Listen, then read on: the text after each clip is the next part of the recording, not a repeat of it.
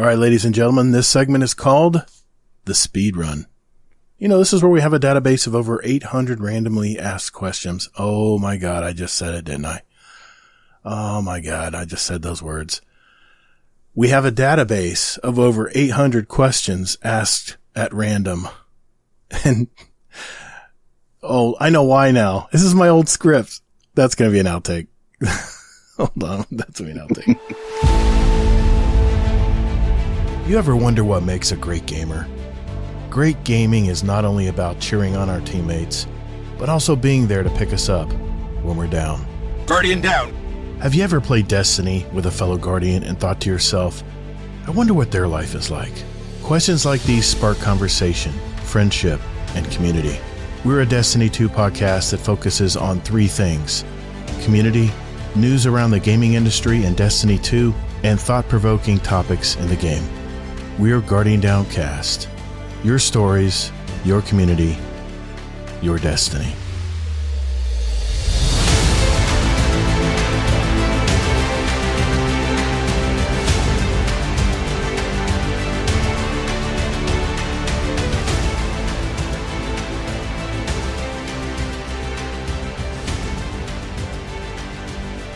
What's up, Guardian? Welcome to episode 261, Guardian Downcast, the Destiny podcast. Hey, I'm your host, Todd the Gator, and I'm a Day One Guardian who loves gaming and especially the Destiny franchise. In this episode, I have yet another brand new guest of the show. He's been a member of our Guardian Downcast Discord for 11 months now. Really looking forward to hearing more about him. Please welcome DEADPOOL-1-MERC. How you, man? What's up? Hey, how's it going? Very good, man. Like that Semper Fi shirt you got on, man. That looks good. Yeah, I try to rock a lot of Marine Corps stuff. Yeah, I got my little Twitch shirt on. Sorry. I didn't know we'd be on video today, so it's cool. Well, here's what we'll be covering today. First, we're going to, of course, find out more about DEADPOOL-1-MERC and hear about a little bit about his life and also his Destiny journey. And then we're going to test his Twitch reflexes in our fast fire question and answer segment we call The Speed Run.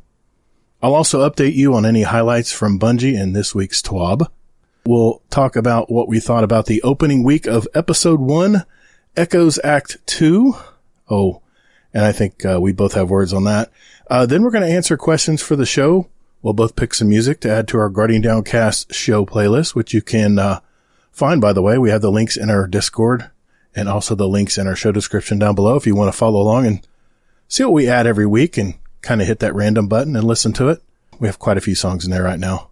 I'll have some community announcements at the end. And lastly, there's been some hubbub in social media this week in the gaming arena. And I have a few things to say about it before we close out the show.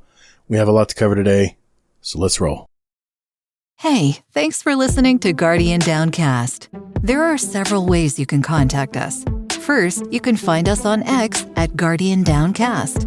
Or you can find us on our Instagram at Guardian Downcast and see what pics and reels Todd the Gator and his podcast guests want to share with you guys. We have a brand new website too. Just visit guardiandowncast.com, where you can find all of our contact info, leave us a voicemail, give our show a rating or review, search for any past episodes, or even give back to our community. Also, don't forget to sign up for future updates to the show, where we'll also have random drawings throughout the year, and you may win a gift card or even some GDC merch. And finally, you can send us an email at guardiandowncast@gmail.com. Our community thrives on interaction, so get involved and check us out. And later, Guardian. DEADPOOL-1-MERC. How you doing, man? Doing good. How you doing, Todd? Hey, thanks for coming on the show tonight, man. Real treat. I love having new guests on the show because, it's just like, we're going to learn something tonight, guys. Yeah, it's going to be cool. Well, first introduce yourself if you would. Where are you from? What do you do for a living? Are you a dad? Married? All right. So, I live in California. I live in the Bay Area. Okay. Just recently moved. So, I was just moved 2 days ago. So, oh, wow. I am a father. I do have a lot of wonderful children. I have a 16-year-old son. Okay. I have a 8-year-old son and a 2-year-old son. Yeah. And then I got my little dog, Kobe, over there. So he's like just that chilling. name. It's a cool name. Yeah. Good deal. What do you do? What do you do for work? Right now I work for Progressive. insurance. I'm a claims adjuster. My mom's actually a customer too out there in Florida. So, oh, nice. You know about the rates here then. Yeah. Mm-hmm. Yeah. Yeah. I'm actually in the middle of actually looking for another job. So, I just had 2 interviews yesterday and I'm lined up for another one this week. So, what are you thinking about want to get into? So I do have my MBA. Okay. So I'm trying to, get into marketing maybe. So, okay. Go that route, or, one of my buddies, he works at a lab and he was like trying to talk me into going to the work for him at the lab. Okay. So it's a juggle between the two. So nice. That sounds like fun, man. Well, good deal, man. Hey, it's never too late to change cars you're in, and go to something else in life to do. I started doing a podcast when I was old, leave it at that. But, yeah, man, this is cool. Well, hey, how did you, let me ask you this. What is your earliest moment in gaming? I mean, when did you really start to get into gaming? Did you start when you were a kid or did you start later in life? What's the situation? I started when I was young. For anybody that knows what a Sega Genesis is, there's a 16-bit and a 32-bit. So, and an 8-bit. So I learned, from my mom. She was actually into playing Sonic the Hedgehog. Nice. We also played, Streets of Rage, which I always got to the very last mission, but could never complete it because the boss was so hard at the end. And that's one of those ones where as soon as you turn it off, you got to restart all over again. So, hey, that's what real video games were back in the day. There were no save buttons. There was no pause button either. Well, there might have been, but there was no, come back and try it again at the very same spot. No, you had to go all the way through the board again. Yeah, man. And then I remember, we had a little hiatus. We had the Super Nintendo. We had the, regular Nintendo. And then, we used to live right across the street from a Blockbuster. Nice. So I used to go all the time over there on, whenever I didn't have school or anything like that and go play on the Virtual Boy, the old, virtual reality. Nice, man. That's so cool. Did that. And then, when PlayStation first came out, the gray PlayStation 1, without the analog sticks. Mm-hmm. That was my very first PlayStation. Got Crash Bandicoot because Crash Bandicoot came with a package deal with it at that time. It was awesome. Dude, PlayStation opened my eyes to gaming, man. It was like a whole different world of gaming. You're hitting that next level, of crystal clear picture and everything was moving more fluidly and stuff versus the old 8-bit stuff that we started out on. But, dude, that's awesome, man. So now have you followed the PlayStation path or did you like Rasagul, be a trader and go over to the Xbox side? No, I'm just kidding. PS5 all the way. There you go, man. That's the way to do it. Yeah, we got to show off our joysticks. Yeah, there you go. I got quite a few. Nice, man. Nice. No, but my brother was the one that went from PlayStation to Xbox, and then now he's on PC. So he's a PC gamer now. I do both. PC is fun. PC's fun, but the problem is and it's getting better. But I'm not a mouse and keyboard player, man. I didn't play PC back when all you had was a mouse and keyboard. But there's a lot more games that are getting more controller friendly now. And Steam, the Steam controller, I use my PS5. I plug it into a USB-C and I play Destiny on it. So Crucible, whatever. So it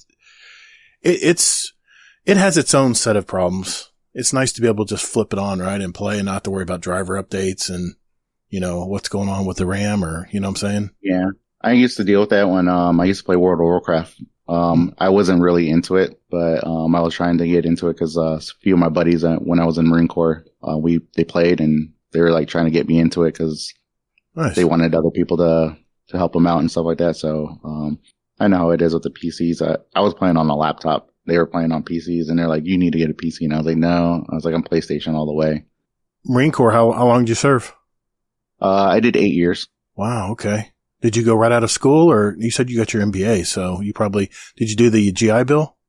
Yep. Used the GI Bill, used all my GI Bill. I got my bachelor's degree in criminal justice and then I got my MBA in logistics management. Nice, man. Dude, that was such the best ticket back when I went to school. Yeah, that was such a great deal, being able to go wherever you want. Yeah, it was amazing. I loved it. I was an infantry guy, so I was on boots on the ground. Uh-huh. I deployed to Iraq twice and went to Afghanistan once. So. Oh, wow. Was it Rasagula? I think he said he was over there too. Damn. Yeah. He actually said he was over there in 06 through 07. I was out there in Haditha, Iraq around the same time. Really? Damn. Yep. 06, 07. Like I asked him, it's probably a totally different area from where we live, right? Mm-hmm. Totally different world out there. Yeah. That's nuts. Well, thank you for your service. Thank you for your sacrifice. Appreciate that. No problem. Appreciate that. I'm Gen X, man. At the time, there wasn't any wars or anything really going on, and I'm actually part of a military family, but it skipped a generation with me. I never went into the armed forces, but I would have liked to. I think that would have been a cool thing. My ex-wife's in the Army, so Nice. my 2 older kids live with her, so they're out there in Washington. So very nice, man. Very nice. How did you find this game that we've all been addicted to? That's a strong word, but I'm probably fairly accurate there. For 10 years now. Are you a day one player in Destiny, or are you a Taken Todd? Yes. No. I am a day one Destiny player. Hell yeah. Played in the beta. My buddy had access to the private beta too. So he invited me to that, so I got to play that a little bit. And at first I was on the fence. I was like, should I get it? And then I was like, you know what? I'm going to get it. I was like, no questions. Dude, it was a So I've been no-brainer. playing since day one. Yep. I think I played that with that one mission on Cosmodrome where you finally got to the witch at the very end. As soon as you killed her, it was over. Game's over. I'd reload that and play it so many times because it just felt good, man. I came from Call of Duty. I wasn't used to this new look, of video games. Such a refined view of video games when it came out in 2014. Oh yeah, it was amazing. Yeah. I was playing, at the time I was playing Final Fantasy 14 online, and all my buddies, we dropped Final Fantasy. We were like, we're done. Wow. And we're like, we got this. And we started playing Destiny, and that's how a few of my Marine buddies, we actually got back in touch because of Destiny. Yeah. And it's not a realistic military game, but it's kind of believable. If we were invaded by, a darkness and all these aliens invaded, it's feasible. When you pick the gun up, when you see the patina on it and you see the scratches on it stuff, you're like, okay, this looks close enough to a carbine, right? I could fire this thing. But, yeah, man, Destiny sold me my hour one. I was already like, where's the pre-order button? It's crazy.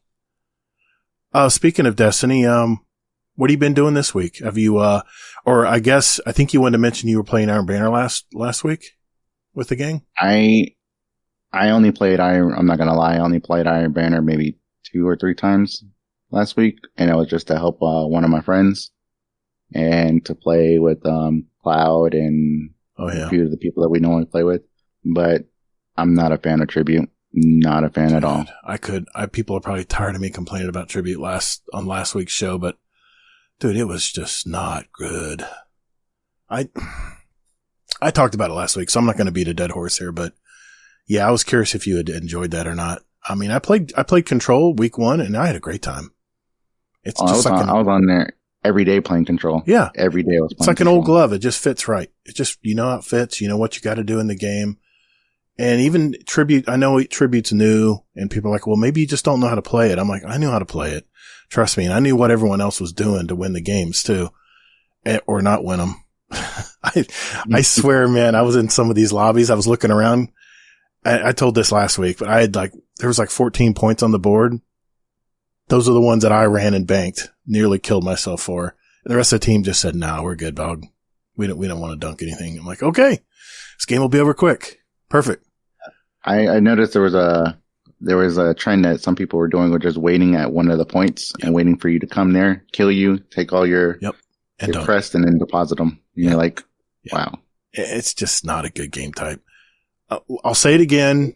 Maybe Bungie will hear it. Please, Bungie, just put Control back in Iron Banner. Us gamers who always love playing Iron Banner, it's because we love Control. It's a simple game type. We played it for a decade now, and we know how to play it well. And it's just an easy game for everyone to group up and have fun and play. So, anything else you've been doing this week? You been watching any shows or anything? I think you mentioned you just saw the last episode of Acolyte. Yeah, I just recently watched the last episode of Acolyte. I have a lot to say about it. You know what?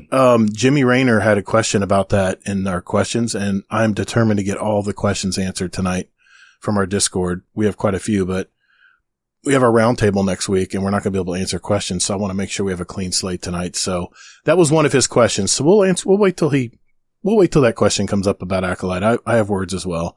But any other shows you're watching? You've been seeing any movies or anything? I haven't really been watching any movies. I'm waiting for Deadpool and Wolverine, and I'm also waiting for, actually, Twisters came out, so I'm planning on going to see that, but we're going to take our time because we just moved. Me and my girlfriend just moved. Nice. So, we're trying to. Yeah, I see your house there. It's a nice house. Nice cathedral ceilings and stuff. And San Francisco, man, that can't be cheap. Yeah, that's nice. No, it's expensive out here. But yeah, we normally do Thursday night movie nights. So, but yesterday I was doing some last minute moving. She was moving some stuff around too. So, but we pretty much got everything in. So I started organizing the living room a little bit. She's organizing the bedroom. So nice, very cool. Well, I did see a few things last week. I have 2 movie reviews for this week. Shh. Movie review. I saw an independent film at the local AMC theater via my AMC Stubbs A-List membership.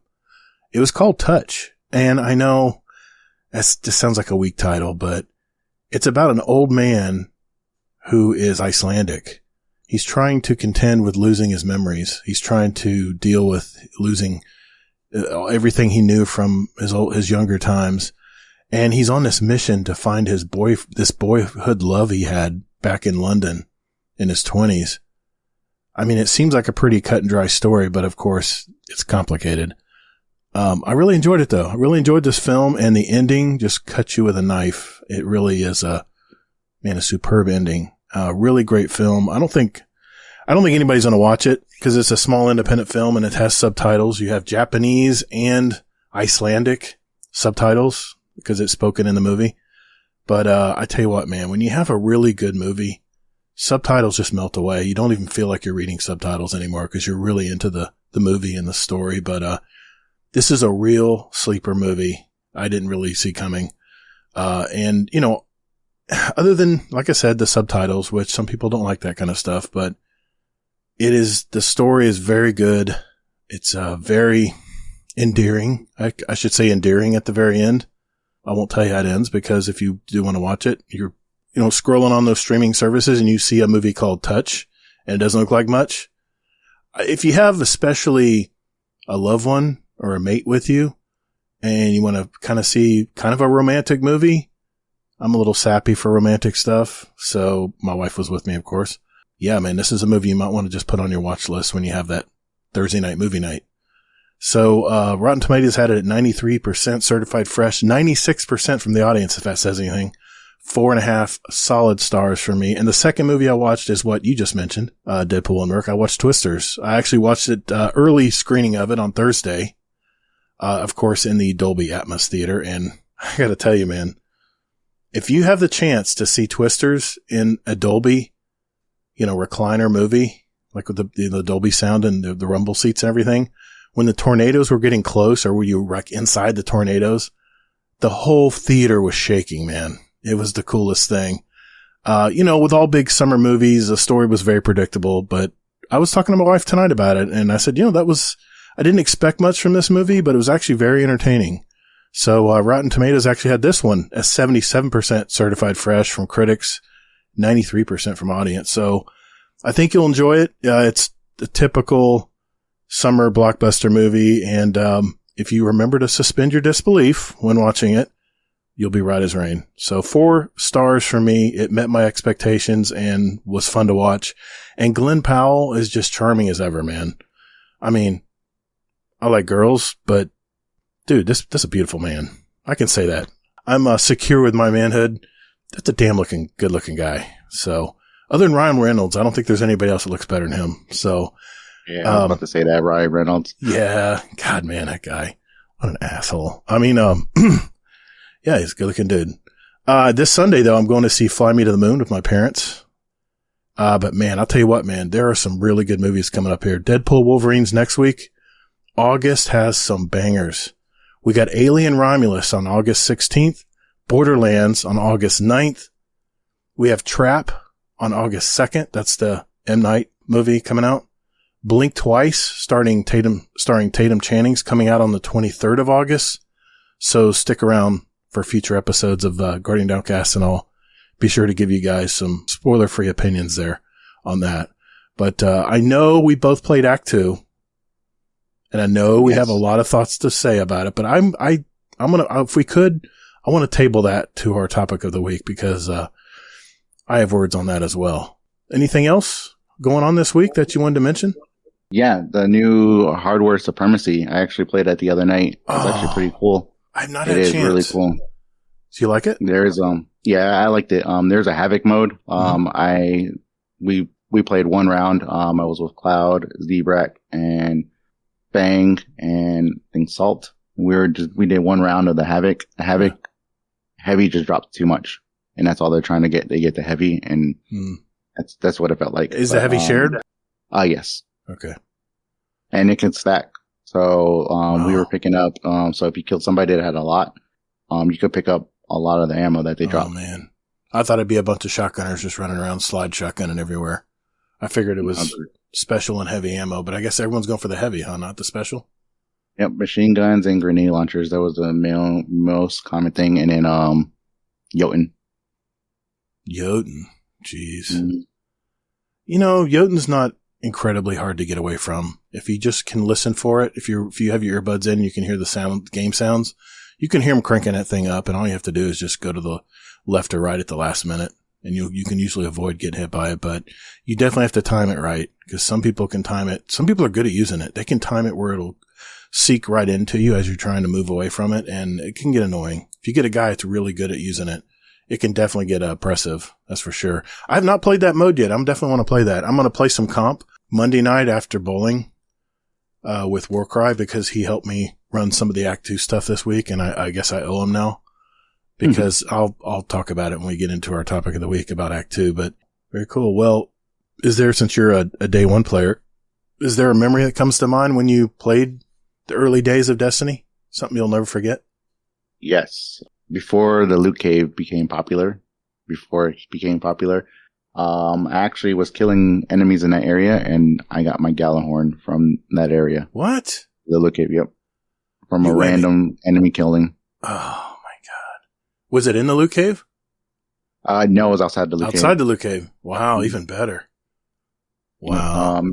That was my very first exotic, and I was so happy. I loved it ever since. And then, of course, they did the nerf during, the Iron Lords. And I didn't like it then. And then they reissued it to you later in the game. Mm-hmm. Wonderful. Yeah. But you remember in Destiny 1, we had to go back and earn all the exotics again. You remember that part?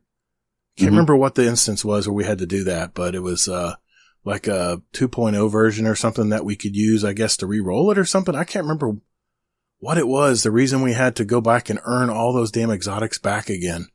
People complain about things today, man. You guys don't realize what we went through in Destiny 1. All the crap we took, and we just said, no problem. We were just so hooked on the game. It's funny, just the other day I was talking to Cloud about strange coins and how strange coins are, they're not new. She's like, what do you mean they're not new? I was like, no, we had them in D1. I was like, sorry, D1. I like saying D1. That's all right. Fud's over it now. He's my buddy again. We're gonna co-host the Brickcord, raid race. They're gonna have another raid competition sometime in August or September. So, yeah. I'm waiting to see what, raids, cause I know you said that you're not gonna tell it until it gets closer. Well, I'm waiting to see what raids are gonna be doing. I think they're still trying to vote on which ones they want, but he did give me 3 raids that he thinks they'll be doing, but, it's his competition. I'll let him announce it. I don't want to overstep, because I may say something and then he'll go, no, we decided not to do that one. So I don't want to set anybody's expectations, but, seeing a bunch of Brits yelling at each other is going to be so much fun, man. And I'm going to bring the dragon's milk. I got the golden ale. Man, that stuff's good.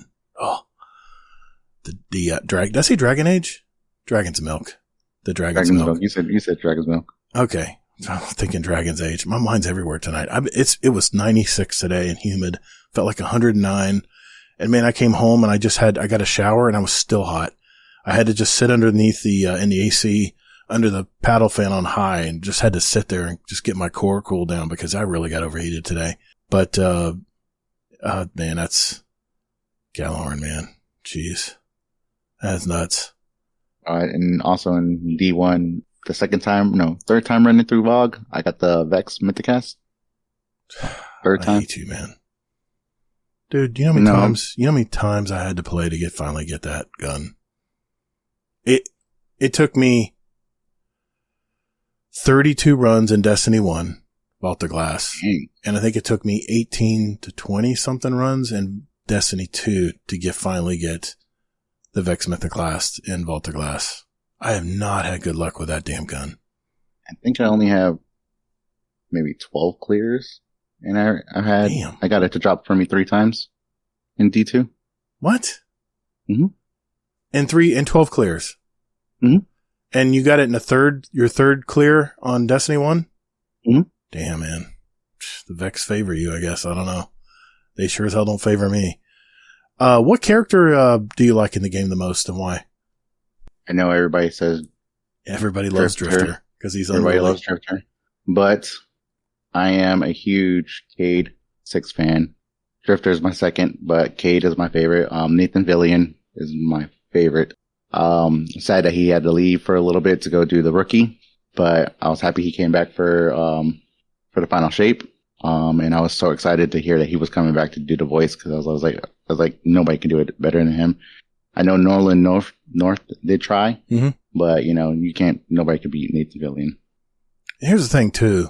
I thought it'd be kind of gimmicky, them bringing him back, maybe just to sell more copies, but they really tastefully played his character, whatever his role was in Final Shape. I think they did a good job portraying it. And he gracefully left the game. I mean, if you haven't played the story now, I'm sorry. We're going to have spoilers about that stuff, but he does leave the game eventually. I won't tell you how, but you can find that part out. But yeah, the way he played his part in the Final Shape campaign was just so well done. I mean, everything was just so well placed and just the pace of the story, everything was just really done well. So yeah. Anyway, Cade 6. All right. So you're a hunter main. Mm-hmm. Of course. On both my accounts, on my primary and my alternate account. And you get the Vex Mythicast in 3 turns. Okay, fine. All right, no problem. Hey, Deadpool-1-MERC, do you do bounties? Yes, I do. Thank you. Well, I do whatever's left now. Well, of course, we have the new Pathfinder system. That ritual one, I don't like it. I hate it. I haven't played it yet. Other than Iron Banner, that's the last time I played it, and I haven't touched it. No reason. I'd rather just go play Pale Heart. Get my swords. You do have to say, if you do the ritual one, you do get pinnacles. It says Prime. Yeah, I heard that. They do drop as pinnacles. I think Rasa told me that, or it might have been Ronan told me that. He goes, I know it shows that it's like a tier 1 or tier 2, but it is a pinnacle. That's right, it is. At least for the first 3 of them. I think the first 3. Yeah, and then of course you get Bright Dust and Prisms and all that good stuff too. I mean, the rewards they're very good, but it just, like I said, it disrupts how you want to play the game, and I hate it when Bungie tries to force us to play the game a certain way. What activities do you prefer to do most in the game? So I am a big PvP player. I also play Gambit, and I do everything else. I'm trying to get back into raiding, so I've been raiding with Zebrak, Allocate, Cloud. I've been raiding with them every once in a while. Cloud's doing right. Yep. Wow. And in my clan, because I'm in my own clan, I'm the clan leader for Destiny's Outcast. Okay.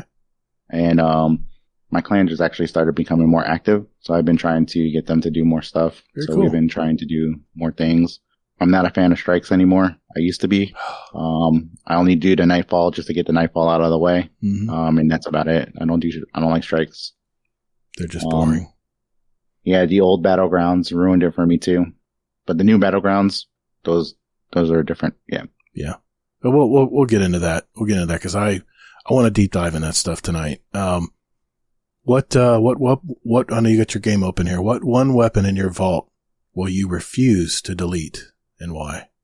That I would refuse to delete. Let me just double check real quick because I want to make sure I say it right. And that is my Ghost Primus. You and Ross are cool, man. I swear. He likes that Ghost Primus auto rifle too. Yeah, I mean, it's a beautiful rifle. I love all those raid weapons. Just I got really the one I have has a high impact reserves and under pressure. All right. Double whammy, damage and accuracy. That's good. It probably actually works better than you think in Crucible, I bet. Yeah, I haven't tried it in Crucible yet, but I've been thinking about it ever since they took the cap off. So I've been thinking about trying to bust it out and using it again. Ghost Primus, is that a 720 or is that a 600? I can't remember. 600. Okay, it's accurate as hell. It's precision frame, I bet. Okay. It's adaptive, actually. Oh, adaptive. Okay. Very nice. Very nice. Yeah, that's the second one time I've heard that now. Yeah, the Leviathan weapons are awesome. It'd really be cool if they brought those back. I didn't really do too much. I only did one of them. I wish I would have took the time to do more of those raids when they were out. I did watch a lot of video content from some of my friends that were doing it. They used to stream. Mm-hmm. And I just, around that time, I was working another job. I was working I was actually teaching martial arts at that time. So my nights were starting to get taken over from teaching. Yeah. What's your focus in martial arts? I studied Okinawa Kempo. Kempo. Okay. Yeah. Nice. Yeah, I got I got a black belt in that. I been doing karate since I was young. So I started off in Chuck Norris karate. Oh my God. Yeah. That's so cool. Out in Virginia. And then, stopped because I started wrestling in, middle school and high school. Did that. And then when I got into the military, Marine Corps martial arts program was a huge thing for me. I got my black belt on that too. You look pretty built. I'm looking at your shoulders. They're about like mine. They're pretty bold. Yeah. And here's the funny thing. I don't really work out anymore like I used to. I don't either. I'm slowly, as I get older, I'm slowly shrinking. I can see my arm. My biceps just aren't what they used to be, man. I flex them in the mirror and I'm like, where the hell was that bicep? I don't see it anymore. Anyway. If Bungie assigned you a small but versatile group, just you, to work on anything you want for the future of Destiny 2, what would you work on? You know what I missed the most, and me and my buddies were talking about it, the Reckoning. I wish we can bring something back to the Reckoning style, but make it a little bit more intense. So you could get gear from it, but you can use it in other activities. I was going to ask you if you wanted to bring back Gambit Prime if you're talking about Reckoning. You want to bring back Gambit Prime with those? Gambit Prime. Yeah. Yep. I like that. I missed all the, I worked so hard to get that gear and you can't even use the gear no more. Hey, it's an ornament. It's an ornament. Yeah. Yeah, an ornament I don't wear. Get too many other ornaments to wear. Yeah, I have it set up as an ornament, but I don't even wear it. I don't either. It's just a nice memory. I actually have the Sentry jersey. Remember they were giving those away? They weren't giving them away. If you wanted to pay a chunk of money, I think I paid $75 for it plus shipping. And they messed up the first run of it. So I waited 12 months to get that jersey. That's why I proudly wore it. Actually at GCX last year, 2 years ago. Damn, has it been last year? Damn, I guess it was last year. Man, time flies. I wore that jersey to GCX. I was flaunting it because not many people have that jersey. And I like Sentry. I like guarding the vault, taking out the blockers quick, and also being able to mark any invaders. That was such a cool job. I'm an invader, so I do that too. I'm usually the default invader because no one wants to invade. No one wants to do that part. So I'm like, all right. I guess I'm the only PvP guy here. I guess I'll go. When we did Crow's tournament, me, you, and Dr. Polk. I remember. That was fun. We all were fighting over invading. Who was the third person who wanted to invade too? Dogapult. Dogapult. That was Hammer's son. Yeah. Damn, that was fun, man. That was fun. That was a fun. We got to admit that was a fun little tournament. I had a lot of fun. I'm waiting for him to host another one. I reached out to him. Stormcrow. Yeah. Yeah. I'm looking forward to him starting another one. I'm down. I'd play it just to play it. I'd play it just to play it because, I'm not in it to win it. I mean, there's guys that play it so much. They're just so much better than me at it, but, it's fun to contribute. I had a lot of fun doing it though. That was a good memory.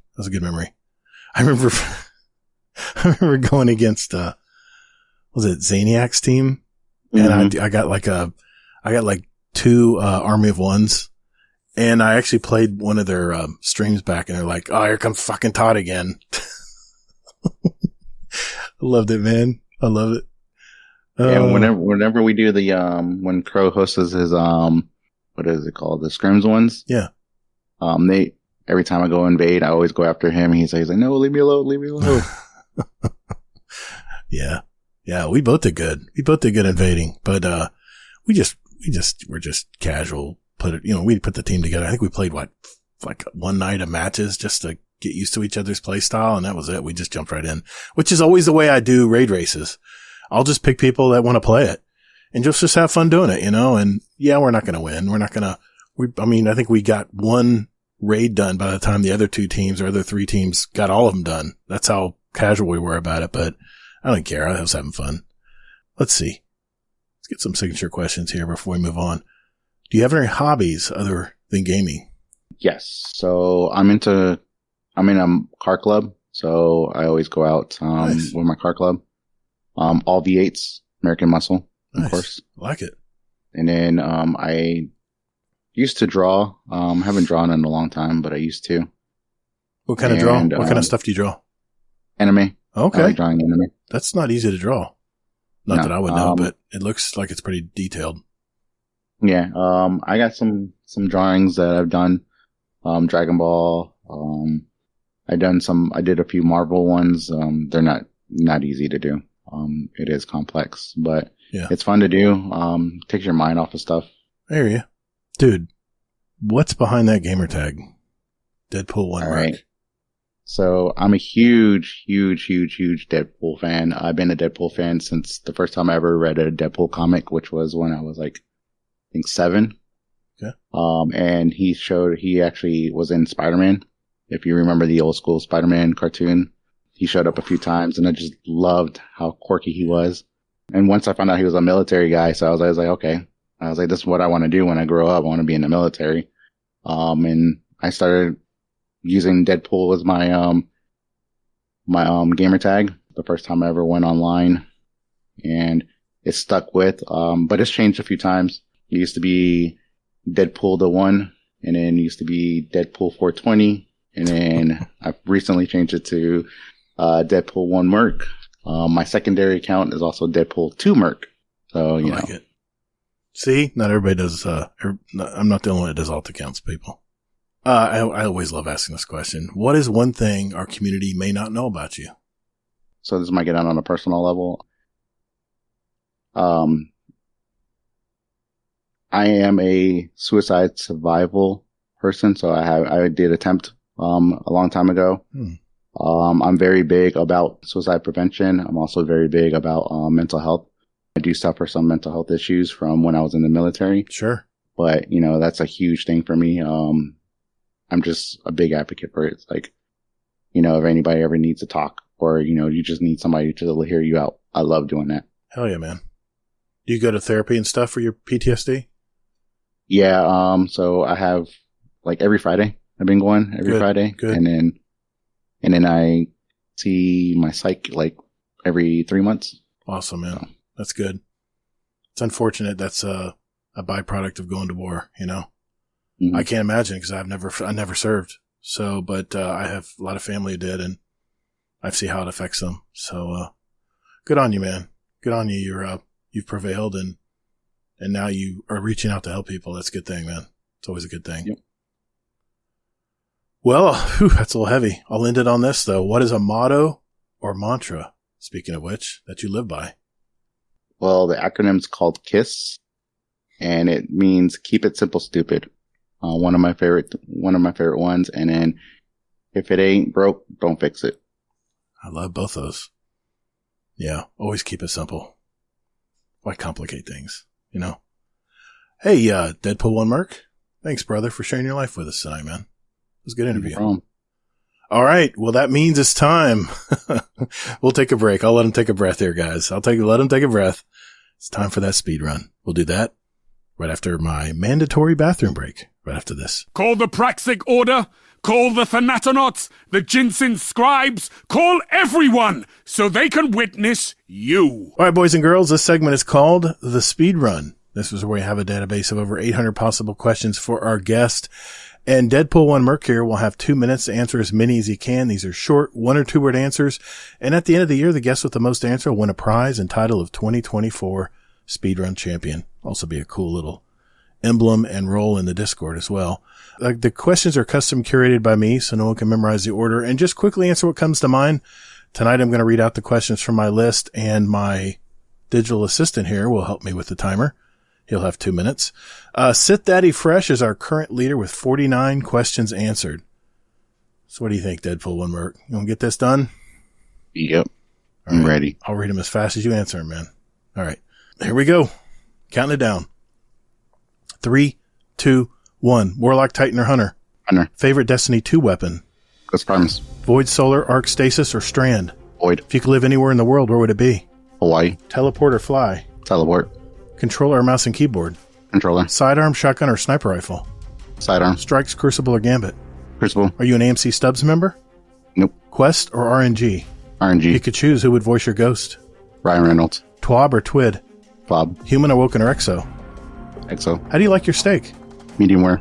Is Scumdeath your uncle? Yes. What's your favorite Destiny planet? Io. Spock or Data?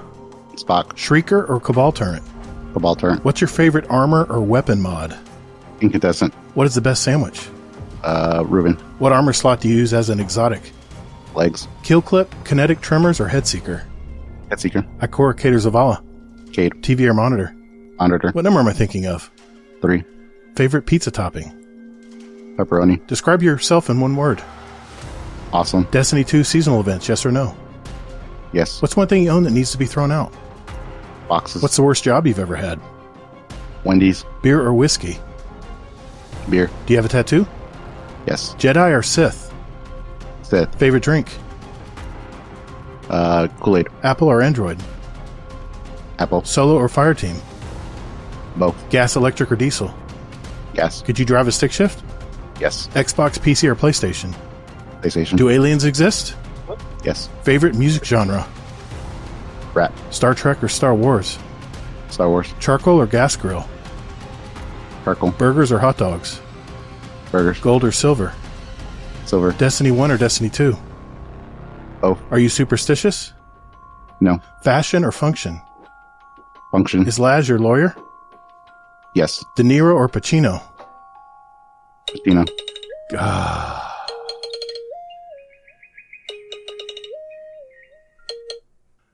Hold on, I gotta double check my answers here. Gotta double check. I've got 50. Yes. Dude. Sorry, Sith. That means you are now our current speedrun champion, man. Congrats. That's gonna be hard to knock off. Good job, buddy. Good job. Wow. I didn't think I'd see anybody ever reach over that 49 mark. Good job. Oh, I'm sorry, Seth. He was Love you. quick. He stumbled on a couple of them, but it wasn't long enough. So, you know what usually happens? I'll tell you what usually happens is I'll say, what armor or weapon mod do you use on, what's your favorite weapon or armor mod? That stumps people every time, but you had incandescent like right out of the pocket. Good job, man. I think that was the difference, to be honest. Wow. Good job. Well, hey, you out there listening, do you have a great question for our speedrun segment? If that's a yes, join our Discord and enter them in our speedrun question ideas channel, and we'll add them to next year's speedrun. Just remember, they need to be yes or no, 1 or 2 word answers. Either or questions will also be accepted. And the one open-ended question I love is, what is your favorite? At the end of the year, we're going to have 2 drawings for a $25 gift card of your choice, thanks to our Patreon community. And you can enter up to 5 questions to go into the drawing. So let's see what kind of creative questions you got out there, guys. So let's hear them, and good luck. And I say it every week, but I really do mean it. If you're enjoying what you've heard so far in our show and you know someone who plays Destiny, can you do me a favor? Share the show with them. All the links are in our show description right down there. I'm pointing down below your player, right down there. All right, well, that means it's time for This Week in Destiny.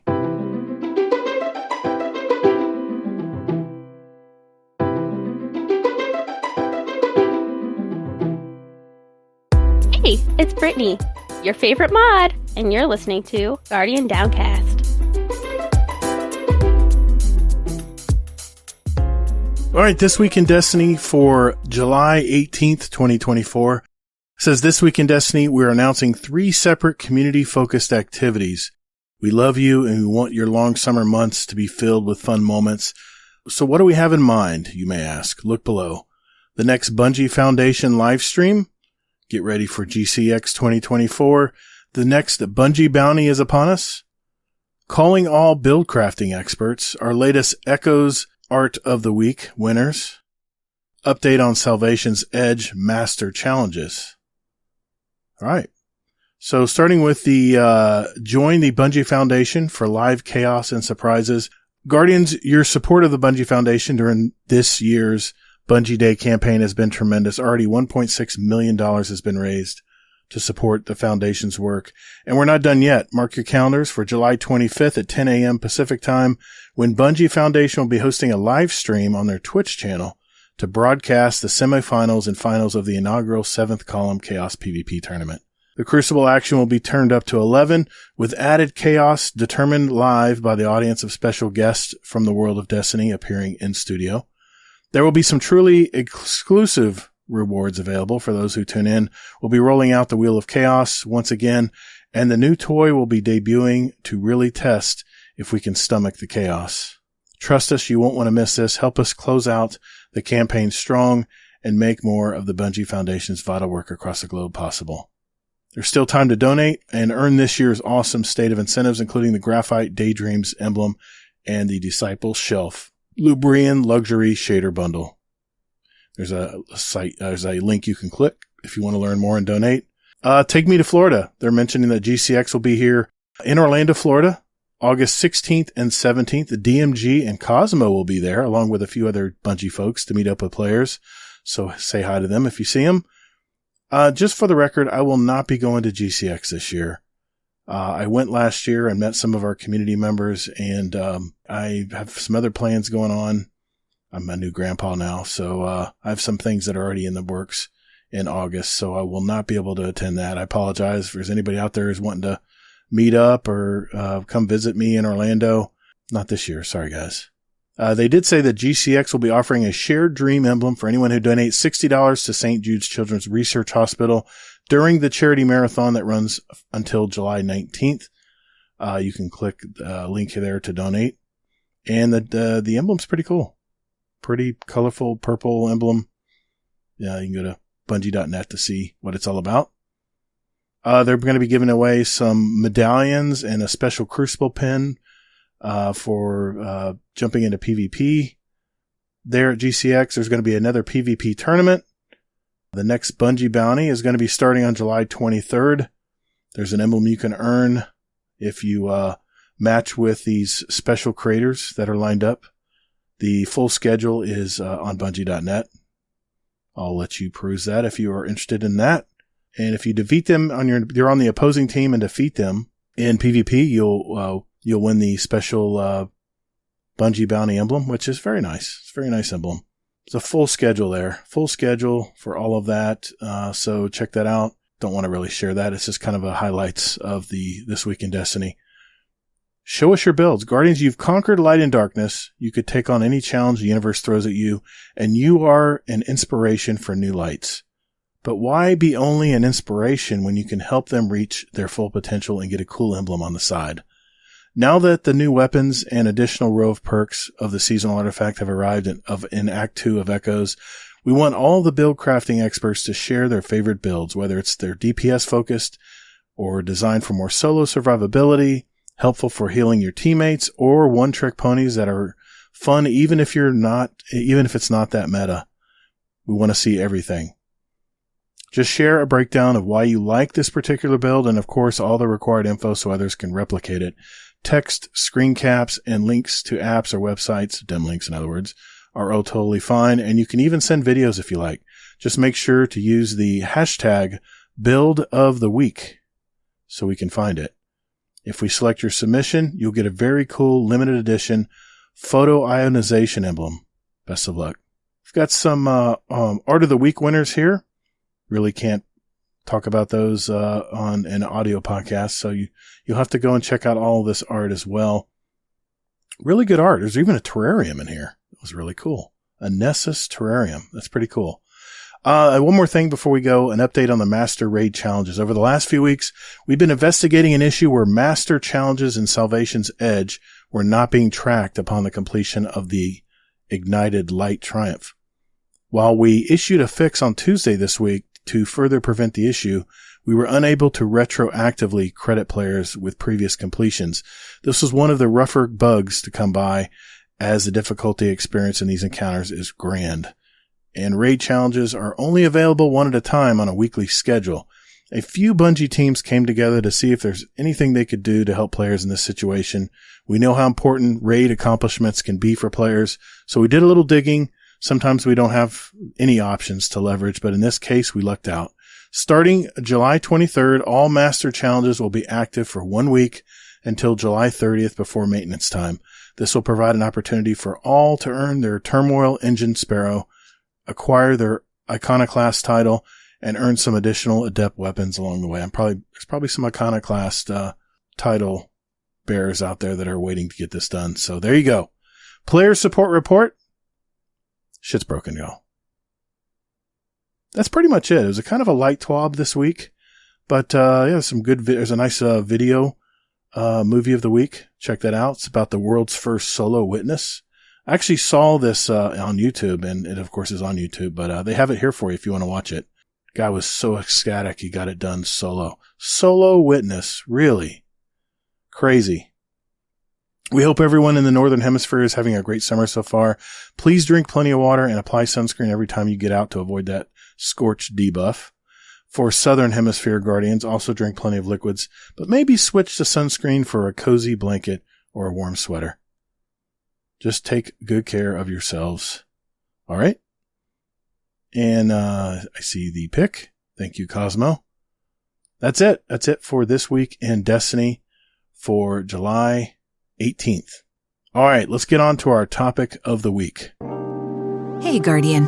Whenever I listen to my favorite podcasts, there's one thing that annoys me the most.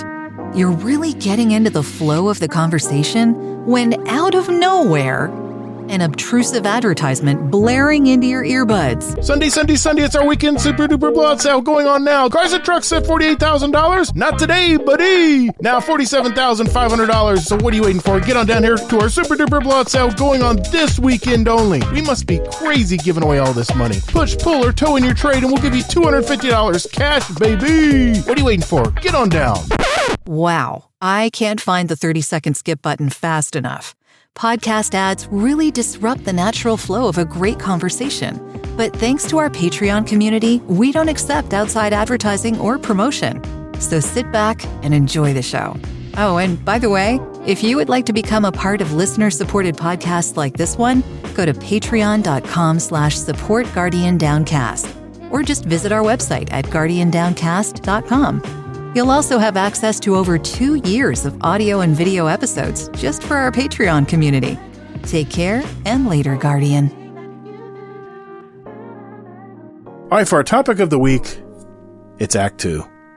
Been a lot of hubbub in the Discord and in the social media verse out there about the episode 1 echoes Act 2. And before I have my opinion, Deadpool-1-MERC, what's been your experience for this first week of Act 2, man? It just, I don't know. It just doesn't synergize right with me for some reason. I did get one of those, what is it? Those things you got to go for a failsafe where you got to find, the material or whatever. Finding out you got to do so many, I think it's like, you got to open chest. And you had to do like 5, do it 5 times. And I don't want to do the, backgrounds, the battlegrounds so many times. Like I want to do other stuff. Yeah. Like, come on. And then the quest after that was like, you have to get, data and stuff like that. And you have to kill, hard, challenging enemies. Right. Which that wasn't too bad. I got it done in 1 round, but it just like, nice. it seemed like it was going to take forever, but you know, I didn't like it. I ran into my favorite lost sector over on Nessus. I can't remember what name of it is, but it's right there in the slap in the middle of Nessus. It's where I go to farm everything. That's where I got my powerful enemy, Vex skills. But, yeah. What else? How else did it go? What else happened this week? It just seemed like it was like kind of, the story wasn't like right there. It seemed like it kind of like dropped off a little bit for me. I felt like it was lacking a little bit. I wish there was a little bit more little background or dialogue, or a little bit more. Yeah. Like you get a cutscene in the beginning from Ikora, and you're like, okay, you didn't really explain much in the cutscene, like what's going on, why we have a cutscene if you're not going to really entail any details or anything like that. So it was like, what's the whole point of having that cutscene? And then you got to speak to her 2 times. Why can't you just say everything she has to say in one time? Yeah. I actually had to work that day, so I didn't play it when it first came out. Probably a good thing. There was probably a little bit of a queue before we got in. I don't know if you had that problem or not, but yeah, it's, when they did the live stream, they talked about the battlegrounds, the 3 battlegrounds, and 2 of them were going to come out week 1. But, you know, how these episodes were, quote, you know, going to be different from seasonal events, from the, not seasonal events, excuse me, the regular seasons. And granted, it was nice that I had 50 more, you know, things to, level up on my season pass bar, because they're giving ornaments out and, of course, more materials and more of the, fail-safe engrams and things like that. That was cool. I love that part. And it meant, okay, let's get back to some grinding, some bounties, you know, let's start going to get my weeklies done over in the Cosmodrome. Let's go do this. Let's go do that. But yeah, man, I was like you. I was like, man, there just really wasn't much to week 1. And, I know they just made these battlegrounds. I know they really want people to play them, but these dang specimen missions, man, after the cutscene, you got to do the specimen missions. And I was with you, man. I came down where I had to do 5 battlegrounds. And I cranked them out late at night. I think Kingsley was just getting out of a Kingsfall raid. He was helping McMaximo, I think, was running his first raid or his first Kingsfall. And I asked him if he could jump in and help me out, because there's just nothing. There's nothing fun about jumping in with randos. Just nothing fun at all. Nobody's going to collect the data bits that, you know, no one's looking out for those. And so it means you're going to have to do it. And it's just not as fun to play with random. So I was like, this is one thing that I really need to reach out and see if someone wants to help me with. So Warcry would text me right before I decided to ask someone about it. And he says, what are you doing? I said, well, I'm about to run some battlegrounds. I got to get this specimen mission done. And granted, he hasn't done any of the story for the season yet. I mean, he plays Crucible. That's what Warcry does. And I play with him all the time in Crucible. So yeah. You know all about it. He's there all the time. I mean, that's all he did in Call of Duty. So it makes sense. That's all he does in Destiny. But it was fun because I was able to, you know, McMaximo actually, not, Kingsley. Kingsley joined, but McMaximo, I don't think him and I have ever gamed together, maybe in a couple Iron Banner matches briefly, but he joined and, dude, we played until 3 a.m.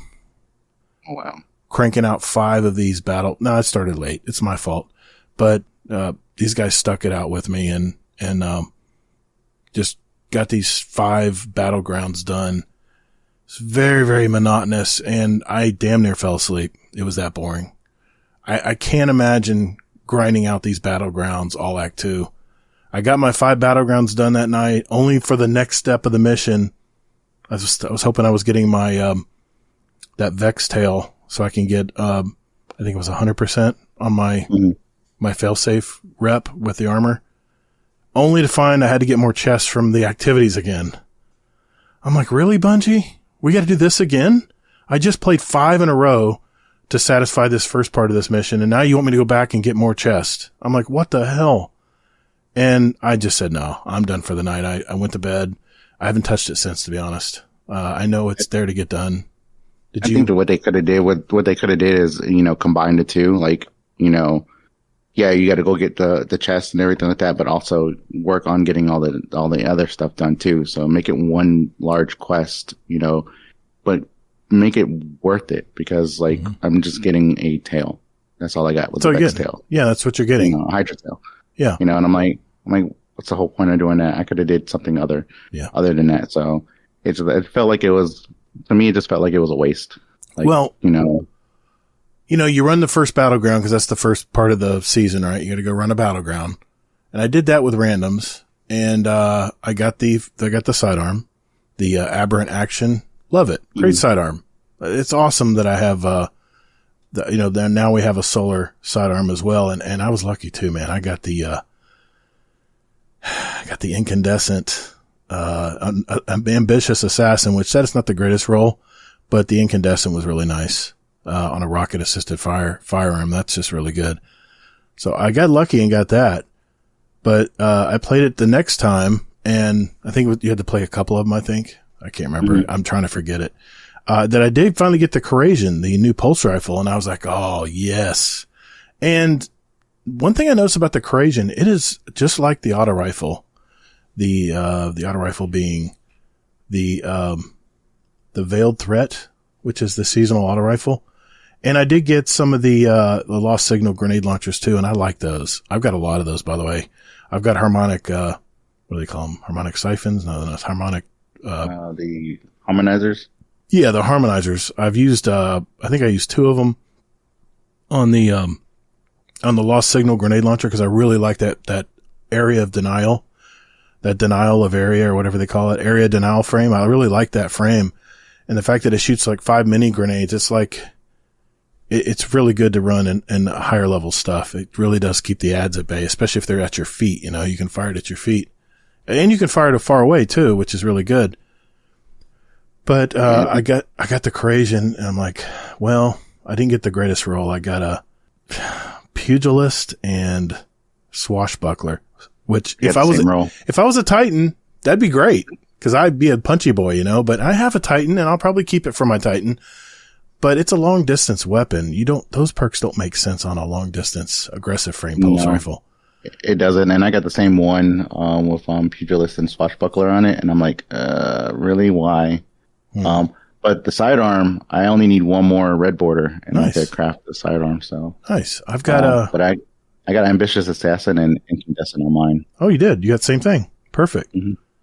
I love the Aberrant Action. I love it. I know that's why people are wanting to focus Ingrams, but for me, it's all about the Corazian. I want to get that 2-shot, because there's only 2 other, 2-shot, those heavy burst, pulse rifles out there. One is from Trials, which I haven't been playing, and the other one's from the Raid, which I haven't finished yet. So I don't really have it. I mean, I've been using my Revision Zero. It's one of my favorite exotics out there, and I usually use the heavy burst 2-shot on it. But it's exotic. It means I can't use an exotic in my energy slot. So, but one thing I do like is the new, what is it? The artifact mods, those perks. Let's talk about those. Let's talk about Sniper's those. Meditation. Yep. Solar fulmination and the incendiary rifle rounds. Mm-hmm. And having anti-barrier sniper. I love it because, I tried it with, Still Hunt. Still Hunt is not too bad. I don't use the helmet or the helm, the Celestial Nighthawk. Right. They took 25% off, so I was like, I'm not going to try it. I'm just going to keep my setup the same way. I actually am a big Stompies person, so I have Stompies. Okay. All right. That's still a decent pair of leg armor. Yeah, I have it for the mobility, purposes, because I like being fast. I like sliding and, being able to air hip fire and stuff like that. But Whisper of the Worm is actually a great combination with all those. Really? I was doing the Battlegrounds. Mm-hmm. And you know how you have a Hydra, the one Hydra boss you have to fight? Yeah. I got my 3 shots in a row and they all were 123k. Wow. With those headshots. And with that new artifact mod. Not bad. Mm-hmm. I had, ×5 for the, because it stacks up to ×5 for the sniper meditation, so it was up to ×5, and that's where I was getting like a lot. And then when I ran the executable afterwards, one guy saw that I had it set up like that, and he just kept shooting at the top and just wanted me to peg the other Hydras, and made it so much faster. Nice. We didn't have to worry about dying or anything like that. Nice. Yeah, I didn't take advantage of those mods. I know they reduce flinch in PvE with sniper rifles, but not really enticed to use. I'd rather use a sidearm for stuff that comes up close And I'd rather use my heavy burst, pulse rifle, whether it's Revision 0 or the new Corrasion, and use a sidearm. I mean, you should always use a sidearm. But, that alone, I haven't really tried the new sniper mods. To be honest, I know this is not going to be a popular opinion, but I really wish the artifact mods were more general and they weren't all about sniper rifles, because now Bungie's forcing me to use a sniper rifle in the game if I want to use those mods. Yeah, that, or they could have gave us a little bit more, instead of having to uninstall or take off some of your other perks, please give us a few more. Yeah. Like, 2 more or 3 more wouldn't hurt. I mean, then I could add on, and now if I want to go back to my regular, you gotta setup, go do a dance. I gotta go change it all over again. Yeah. Why? I mean, if we can refund the last one and just keep resetting it, or why not just give us all of them? Yeah. I mean, that would be awesome. I know when Bungie used to just let us unlock all of them, I was something I worked for, man. It was a lot of XP to get that all unlocked. But now with this, you can only pick 12. I do not like it. I do not like it. And the only general mod they gave us was scavenger mods, which I don't even use scavenger mods. They're not even that great. Scavenger mods. They don't give you much ammo extra, really. No. I'd So, rather have thanks for nothing. something else. Yeah, I'd rather have my weapon surges on, and have orbs of restoration, and have recuperation on. Those are like my go-to. Exactly. So, yeah, I'm I trying to stay wasn't. alive. I wasn't impressed with the. I know there's some raiders out there that are probably rejoicing that they have those artifact mods, but I was not one of them. We're just doing like Crucible. Which, I mean, those mods are useless in Crucible. None of them really work in Crucible. And if you try to use a sniper rifle in Crucible now, you get hit one time from just say a fairly good distance from one of these aggressive burst pulse rifles. Your scope goes like 12 o'clock in the air. It's ridiculous how much flints they put in the game now. So unless you're hard scoping down an alley and someone walks around a corner and you pop them, sniping is not easy right now. And only the very, very elite are having fun using it right now. Sniper rifles. So those mods had no effect for me. I take out a lot of the snipers with my hand cannon. I use Linus Howl. Of course. There's a ton of flinch. I don't know. I'll get all hot and bothered. We start talking about flinch and Crucible, but cause I used to love shooting. I used to love sniping. And in fact, in scrims, I used to snipe people all the time. And it was a good, trigger for a lot of people especially Hazel, when I'd snipe his ass.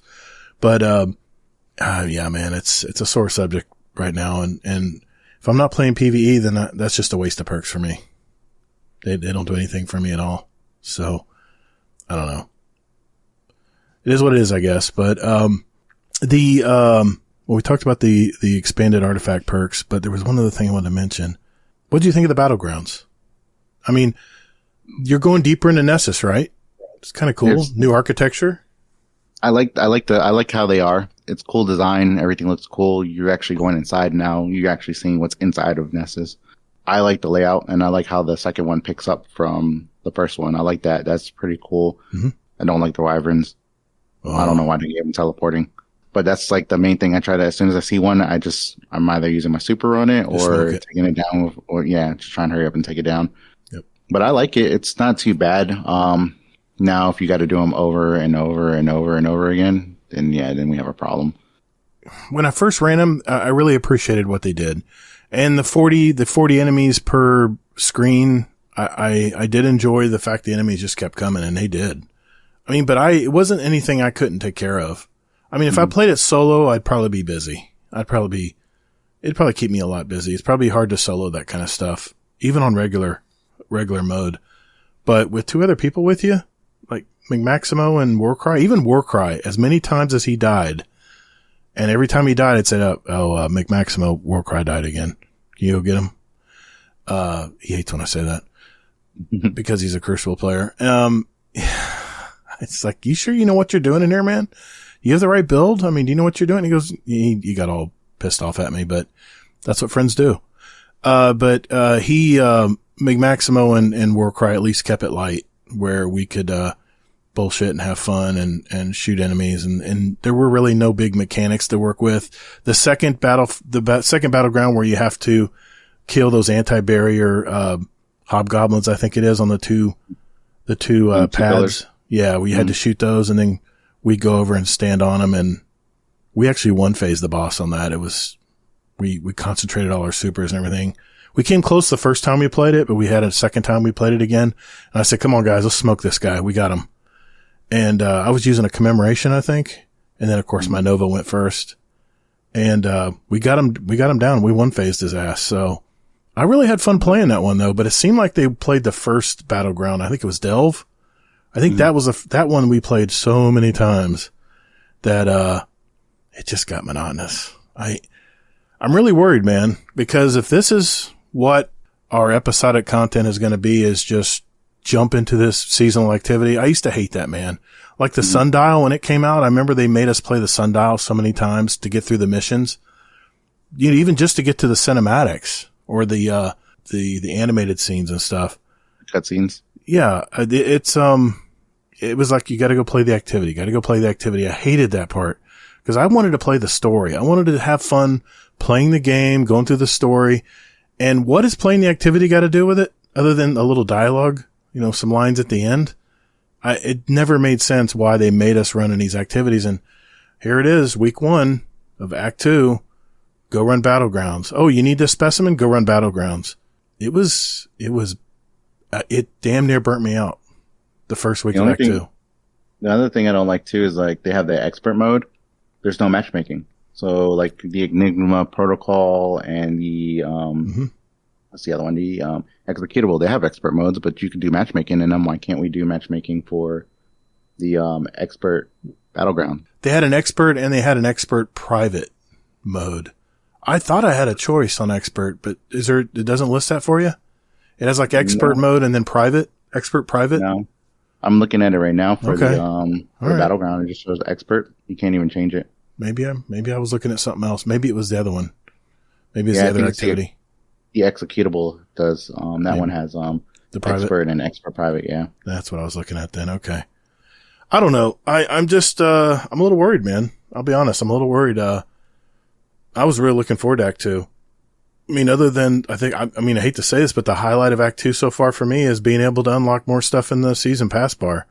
Because I'm all about grinding and getting what I need. You know, I get the sidearm, I get the pulse rifle, and this is what's pissed off a lot of people is they time gated where you could focus all the weapons, but those last 2 new ones. I was like, well, wait a minute, that's what I was going to do this week was get the first Corrasion.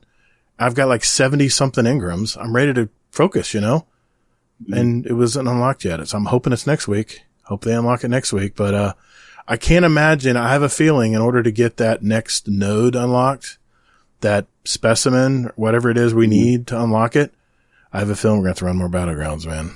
And it's just not it for me. It's just not doing it for me.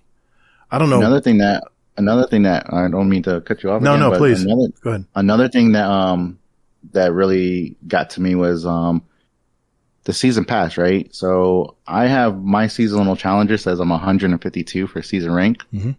But when I go into my season pass says I'm only 125. It's like, where's the disconnect? I did all the extra grinding. Really? So I should be, I should have my, I did all the extra grinding so that I could get the catalyst for Red Death because I'm using Red Death on my Warlock. Right. You know, and I'm like, okay, now I still got to grind even more. Is the catalyst open for Act 2? Yeah, it's you got to get to 145 though on the season pass. And it only shows 125 is what you're saying. Yeah, 125, and I'm at. If you look at my seasonal challenges or it says I'm 152 in that. So it's like. It's probably just a bug. I'm sure it's something they'll hopefully correct. Hopefully, they've tweeted out a couple things this week of stuff that wasn't. I think they were having problems with this Havoc mode, this hardware mode. I think it was the green ammo was dropping for days. I guess people were getting too much green ammo, at least in the new system they were using or something. Maybe it was Trials. I heard about it. You know, if it doesn't really pertain to something I'm doing, I don't give it too much thought. But I think Trials had like something about the ammo model was not working correctly, and people were getting way too much green ammo for Trials this weekend. I don't know. I know Trials this weekend they're doing the it's the where you got to earn the kills. You got to get that bar filled for special. I like that. Well, I'm going to play Trials eventually because I want to get I want to get that pulse rifle because it is made more for PvP. But I also want to play some comp because there's a new auto rifle they have out for comp right now. Have you played any comp this season? Yeah. So I've got 3 rolls for it. Okay, what do you got?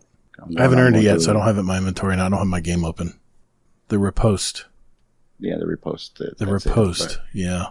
Man, I can't believe I deleted it, though. I was just talking to Bell. He was in our party that night. I was running Battlegrounds with like Maximo and Warcry, and he was talking about the Riposte. Yeah. It looks really good, though. And you know what it is about guns with me? It's all about the sightline. It's all about the sights on the weapons. It makes such a difference, man. And the Riposte has a really good open picture, red dot sight. It's really a good sight on it. So, that's what you need to be a good comp weapon. You have to be able to snap on the target and have a very good, sight picture. Yeah, that's why I use hand cannons, because you can see more of the screen. Yeah, but the sights are so small. I'm so used to having a red dot. I'm a Call of Duty guy, man. I gotta have that red dot sight. Even if it's the shape of a football or whatever the zany, stupid sights they put in Call of Duty back then.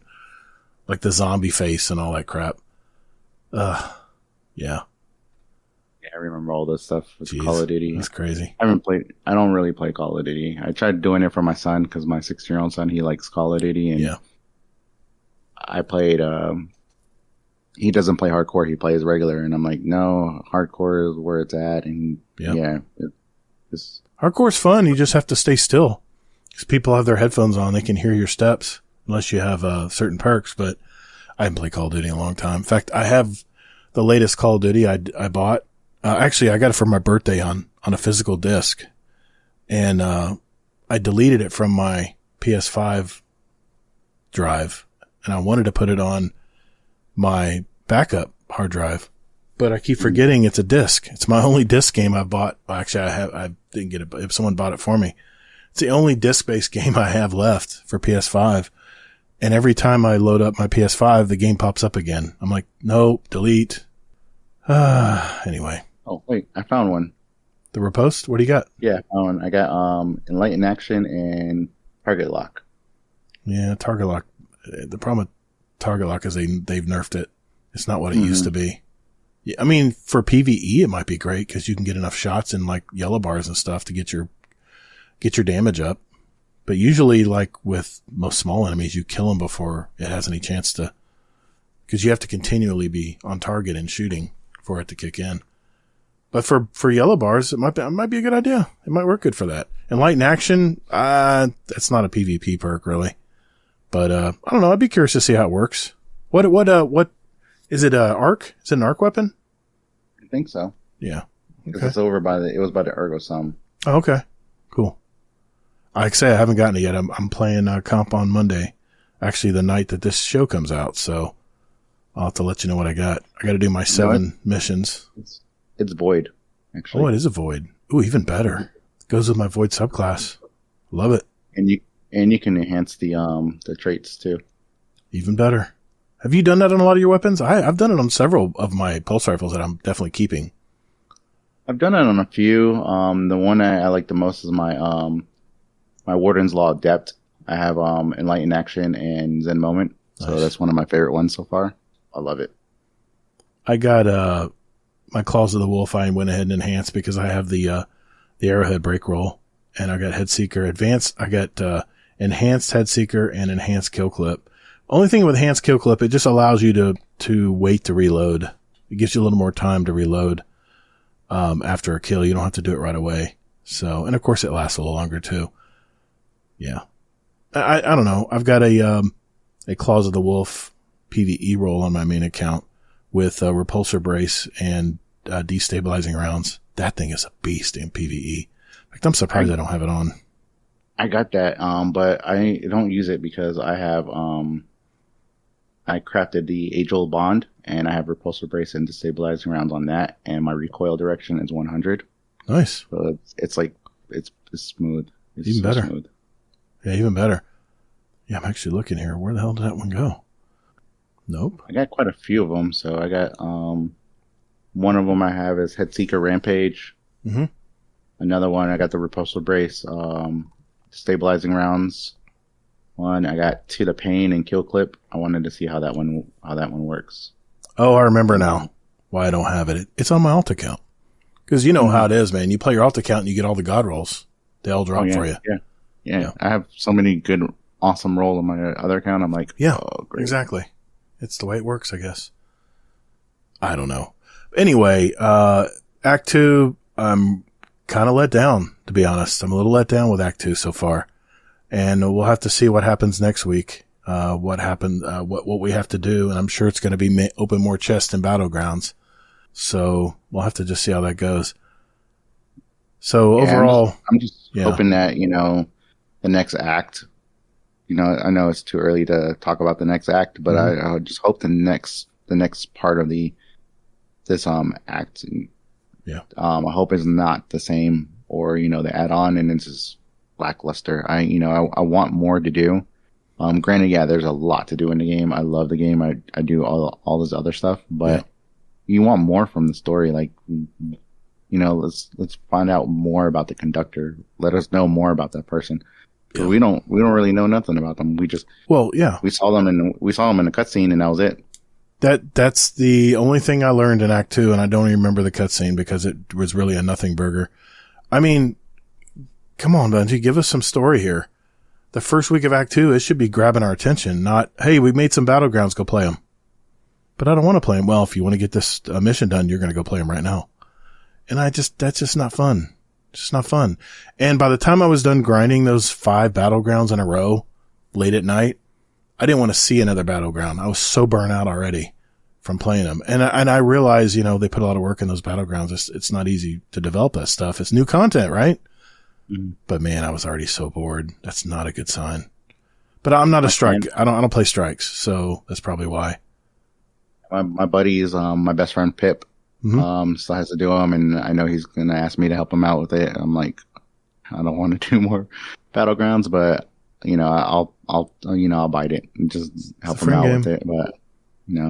But it just, I don't know. I just don't think I could do the battlegrounds over. It's just because you're only doing the 2, and it's like, and it's not. Once you go through it numerous times, you're like, okay, I already know the enemies are going to come from here. I know this, I know that, and then. The only different thing is collecting all the material. They're in different spots every single time, so that's the only thing that's different. So the data's right. You have to collect the data. Yeah, right. Yeah, me too. That's all I was doing in Battlegrounds was just making sure I had all of them. And then I ran out of hammers, the pistons. I ran out of the hammers to hit the pistons because I had been hitting them all. So thank goodness McMaximo had some left and he used them. I thought that was unlimited. I didn't think I didn't know I had a certain amount of them. But anyway, you only get 5. Yeah, that sucks. I used 5 quick because there's multiple pistons, to unlock stuff. I don't even entirely understand half this season. I really don't, man. I call it season because it hasn't really proven to me that it's a something different like an episode. But, I'll just keep my mind open for now and just wait to see what happens next week. But I have a feeling I'm going to have the same complaint next week's show. We'll see. We'll see how it goes. Still says seasonal. It doesn't say episodic or anything like that. So, still, to me, it's still considered a season. To me, it feels just like a season. So I don't know. They just got a little fancy with it. Yeah. All right. Well, hey, you know what? I don't want to be such a downer right now on the show. Let's have some fun. We got a ton of Discord questions this week. And since we have a roundtable episode next week, I want to make sure we answer all the Discord questions tonight. So we're going to be busy, my friend. So hang in there and we'll be right back.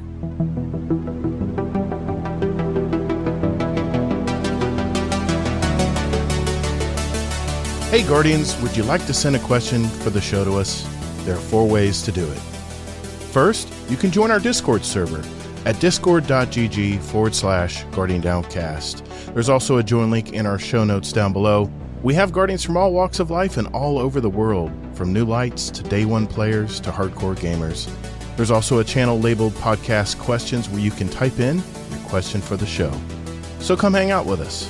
You can also email us with your question at guardiandowncast@gmail.com, or we also occasionally post about our upcoming show and guest, and you can respond there with your question at Guardian_D_cast is our X handle. Finally, you can send us a voicemail with your question at guardiandowncast.com, and we might play it on the podcast. Think of it as talking with us right on the show. Thanks for listening, and later, Guardian.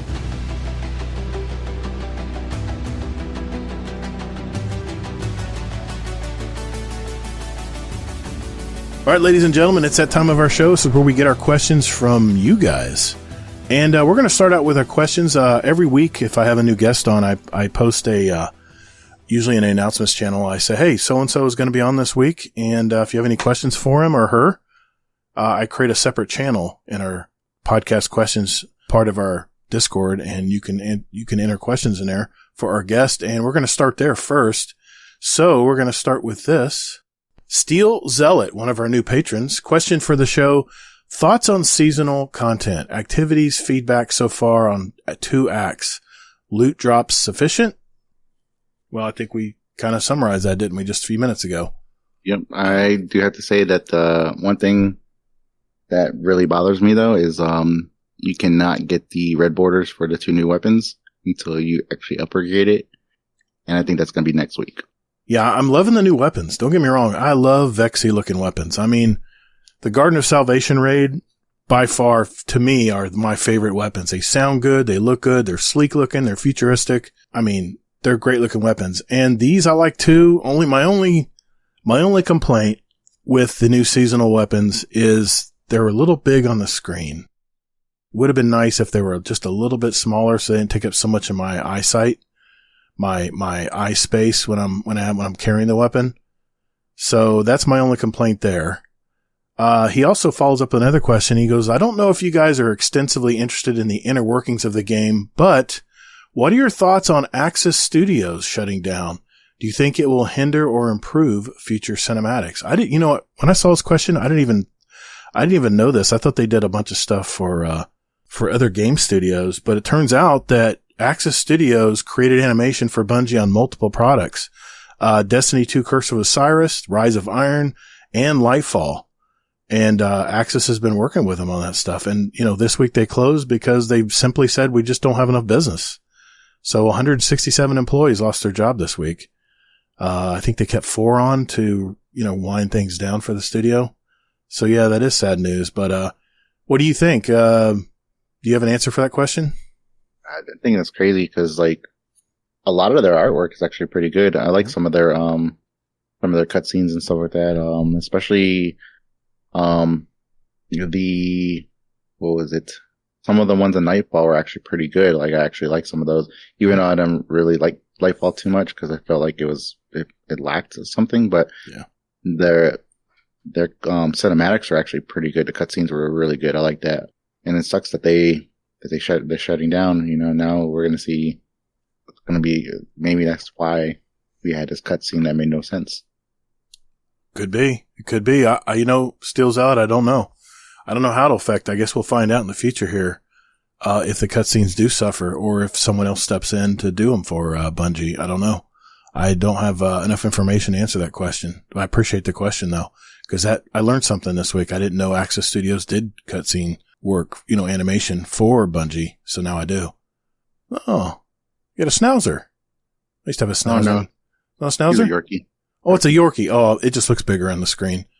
Don't let Yorkies fool you. There are some vicious dogs. They can be vicious. They can protect your house very well. I was walking into a bedroom one time and, there was a Yorkie on the bed, but I didn't see it. It was perfectly still. Let me walk right by it. Didn't bark one bit. Went into the bathroom to treat the people, the client's bathroom. They gave me a key, by the way, to get in. Soon as I turned around, the dog would not let me out of the bedroom. And I'm like, here I am, afraid of this little Yorkie dog. What on earth is wrong? That thing was vicious, man. It was, it's a very good guard dog. I mean, yeah, okay. It's not gonna run down a thief, but it was very good in it. It's a very intimidating little dog. Don't at me, guys. I mean, I'm a dog guy. I can't hurt a dog. I can't. So I just put out my steel can in front of me and it bit and clawed at the steel can while I walked by it and then ran out. And I went, then of course I had to let them know. I said, I love dogs, but you're going to have to put your dog up next time I'm here. You can't leave it roaming in the house. Sorry. But, just a little story there. Zombie Pops. Yeah, I said it right. He was our guest last week on the show. This is an inside joke, but question for the show, favorite hard candy? I would have to say lightsabers. Oh, okay. Yeah, that's good. That's good. That's a solid hard candy. I laughed because when he was on the show last week, I heard some crinkling noise. I'm like, dude, what is that? I can't, there's something going on in the mic. What is that? He goes, oh, sorry, I'm getting a Werther's. I'm like, dude, my man, liking the Werther's. And he's younger than me. So suck it, all you out there that make fun of us aficionados who love our hard candies. So yeah, there you go. Thanks for the question, Zombie Pops. Great show last week, by the way, brother.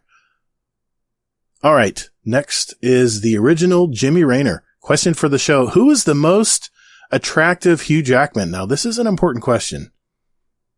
Who is the most attractive Hugh Jackman? I would have to say him in the Logan movie. He was older and he looked like he was beat up and beat down, but he still had like that physique. Still made it look good. I think that was one of his best looks.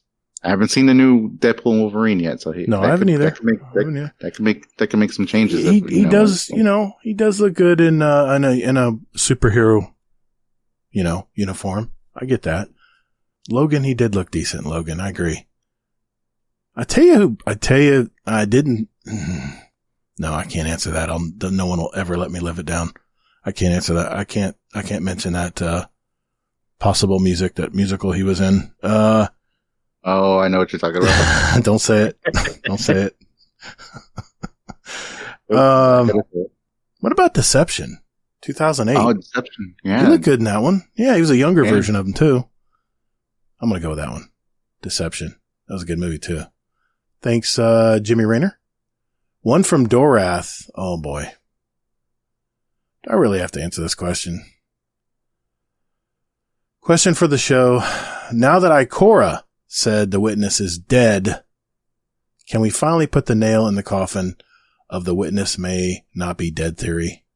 Honestly, the work Bungie had to do to put that one line in because they heard that one guardian believes the witness might still be out there. Not mentioning any names. Cough, Gator, cough. Yeah, okay. All right. Here, for the record, now that Ikora, which I adore Ikora, if she says the witness is dead, then I will concede the witness is now no longer with us. Well, they did confirm it in the Act 2 live show. They did say the witness is dead. I know. You weren't supposed to say that, man. You're not supposed to add wood to the fire, man. Come on. Okay. Thanks, Dorath. Tajo Trade. Question for the show. Do you like or dislike the new perks in the artifact? Also, how do you feel about them not providing 1 or 2 additional points for us to use? I really expected an additional 1 or 2 points since we were getting a new row. We kind of talked about this, but you want to share your thoughts on that again? Yeah, I actually liked a few of the new perks. They're actually pretty good. They work better with Whisper of the Worm. They do work really good with Still Hunt, but I feel Whisper, since Whisper is there's nothing done to Whisper, that it actually hits harder and it's actually a lot better on Whisper.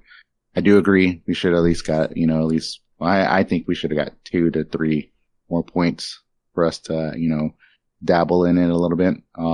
I wish that, like you said earlier, Gator, I remember those days when they let us have the whole artifact. They need to bring that back. Let us, I don't know. It just seems like a lot of fancy dance work that we don't need to be doing to, refund one and move it over to another and refund the last one and move it over to another. It just seems like a pain in the butt. And, I know they were probably worried about power creep, about people adding too many artifacts, all at once onto one character. I kind of understand that a little bit, but, just design your artifacts better if you're worried about that, You can do a lot of stuff that doesn't have to be, doesn't have to stack on other things. It's like last season where they had solo operative. Mm-hmm. I had to keep on taking it on and off. Yeah. So whenever I was doing stuff with people, I would take it off and put a different mod, different perk, and then I would go back and put it back. I never took it off. I was lazy. I never took it off. I kept switching it for the rockets. The was it Overload rockets? I remember that one. Yeah, that is an important one. Especially in higher end stuff like like high level strikes and stuff. Yeah. I'm not a fan. Definitely not a fan that the fact they don't give us 1 or 2 more points to unlock them. Scavenger mods is the only one that was general that helped everyone. And the fact that I don't use snipers in Crucible anymore until they improve the sandbox for sniper rifles, that really has no effect, no bearing on my gameplay. I'm still going to use what I want to use, and Bungie cannot make me play the way they want me to. So, there you go. Thanks, Tajo Trade. Jimmy Rayner has another question here. What is your opinion on having double pop-ups for Season Pass level? I am currently Season Pass level 121 and 117. What do you enjoy more, the battlegrounds or the other activity? With the Witness getting laid down solo, what was your experience on the Witness and raids encounters? And for Gator, when will we see you do a final hit on the Witness chest in the raid? Well, he has one more question. We'll stop with those. I have not finished the raid yet. And next week, actually, I'm going to explain why. Because we have a roundtable episode coming, and there's a certain topic that I'm saving that opinion for. I'll wait till then to talk about it. But yeah, is that what you were talking about? The double levels? Yeah. I wonder if that's just a glitch. I wonder if that's just a problem with maybe a bug or something in the game. Yeah, I wonder, because I would like to have my work on my catalyst for Red Death already. Yeah, probably would have had it done already. Mm-hmm. But I guess I gotta wait. Wait a minute. We're getting 50 more, right? 50 more slots for we're getting 50. Yeah, we're getting 50 more slots. I'm already. Where is that? I'm already at. I think I'm already at 25. Yeah, okay. I'm already at 25. So I'm halfway already. Okay. So and when's the catalyst pop up? On what level? 145. Okay. So you're almost there. Okay. No, wait a minute. So you're at 125? Mm-hmm. Okay. I'm 20 away. Okay. That'll go 45. Fast. That'll go fast. I'm about to hit, if I turn in this bounty, I'll probably hit 26. Yeah, just bounty stack. That's all you gotta do. Go to the vendors, and you can even do, some of the Pale Heart stuff if you don't want to, Pale Heart Pathfinder if you don't want to mess with the activity one. That's just a pain in the butt. Yeah, I noticed did you notice they added a 2.0 bounty for yes. For failsafe? Yes, I've been using it's only one though. Yeah, but they do give you an Engram for it. That's another Engram to stack on my 72 I already have, so I don't have a problem with that. When I hit the 99 cap, I'll have to start focusing stuff whether I can or cannot do it on the new weapons. But that's another thing. Their part of that quest was you had to get the gear you had to focus the gear, and it takes 4. I did that. Yeah. I focus weapons, by the way. I said, screw it. I'm not getting the I just did weapons. And I did actually get, you mentioned, you don't get the red bars dropping until you undo that next. I actually got a red bar aberrant action from focusing. I have the red bars. I was doing just the general weapon one. It costs I think it costs 2 engrams each. Yeah. I haven't done that yet, but, as far as how you get your weekly, you go purchase the weekly one. Mm-hmm. When you're at failsafe, you can't do it until you upgrade. You got to do 2.0 for that. For the new weapons.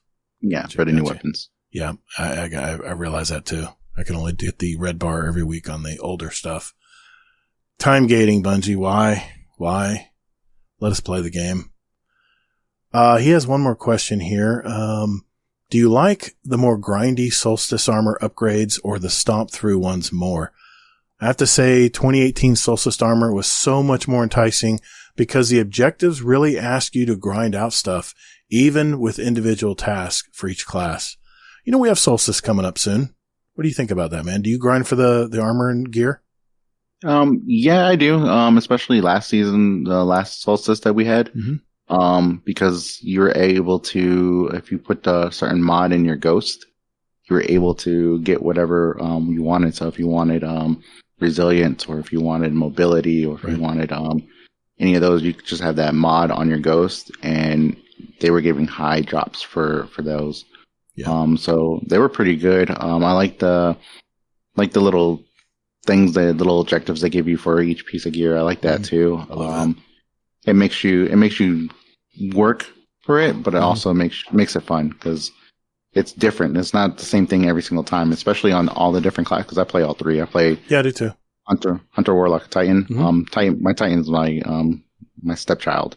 That's I don't really get on it too much. My Hunter gets, because hunters are, let's face it, hunters are more popular in Crucible, and they have some really good Crucible perks. A lot of cool things. Like I love the new helmet that actually marks targets. I mean, you can't beat that, man. I mean, it's for long range, like trials games and stuff. It's excellent. It's an excellent mod to have. Being able to do a wall hack for a short period of time. That's fantastic. So, the helmet I'm talking about, just so people are wondering, scratching their head going, what helmet are you talking about? I've always been a fan of Knucklehead Radar. And now that they enhanced it, where it can now, passively or actually crouching and grants the enhanced radar, but having your reticle near enemies for 1 second marks them for 5 seconds. Marks are visible through walls. Yeah, man. I'm telling you, that's a great helmet now. Now that they enhanced it. That was actually in D1. That was actually my most common. Mine too. I used to always use Knucklehead Radar when I was playing Crucible back then. Yeah, I mean, especially if you're sniping, because you don't have to worry about people running up on you while you're trying to scope down, and because you're using a sniper rifle, you have no clue what's going on around you unless you have your earbuds way up. So it was nice to be able to have that peripheral vision while you were aiming down sights. So it's a great helmet. Escuse has a question here. He's one of our newer members. Question for the both of you. Imagine you're on a 10-hour road trip and your car stereo doesn't turn off and the volume is stuck on full blast. The same song plays on repeat over and over again during the whole trip. If you were able to choose, what song would you want it to be? So many songs to choose from there. So many. And I recently just started listening to country music about 2 years ago. But I would actually go to a group called D12. Okay. Purple Pills. I like that song so much. Okay. And I could listen to it over and over and over again. It's got a catchy tune, so I could listen to that, but yeah. Probably Depeche Mode for me, because I can listen to Depeche Mode on repeat. I used to listen to it on repeat when I went to bed at night to help me go to sleep. And you're thinking club music, or, high energy pop music to get you to go to sleep. It's just the synthesizers, man. I just love synthesizers. In Your Eyes would probably be the song I'd pick for that. The Violator album, just the best album they ever put out. I haven't seen an album that beats it yet. Finally, the questions for us are you, basically in ACL. Salt has, so now that we're on Act 2 and the honeymoon phase is wearing out, how is the game feeling besides the mess Iron Banner tribute last week? Have you started to feel burnout yet? So me and Salt talked yesterday about Tribute, and we both agreed that Tribute's a horrible game mode. That's and terrible. I know you agree too. It's terrible. But I don't know. It just feels like with Act 2, it just feels like they lost me a little bit. Not too much, because I like the new sidearm. I love the way the sight opens up and everything like that. I love that little feature that they did. I wish they could do that on more weapons, give them little cool things that they do. But story-wise, for the Echoes, I'm kind of like, do I really want to continue the rest of the story? So I don't know how I feel about the story, but everything else, I'm still into it. I already maxed out my pinnacle, so I'm already up with all my pinnacle gear and everything like that. So I'm still grinding pinnacles because I want to upgrade more weapons. Of course. But, Do you think this will be the last time we have to get power since they're ending on 2000? Maybe, how I did last time where we were stuck at what was it, 1810? Yeah. We were stuck at 1810 for forever. Yeah. I think this might be the last time for a while. Who knows with the further, the next one that they posted out there. What is it? It was, The next episode? not the next episode, but what they said after Frontiers or whatever. Frontiers, yeah. Frontiers. Yeah, maybe they might that. increase it again. Okay. Maybe. Okay. I'm going to try to say this name. Hold on a sec. I got to close my door first.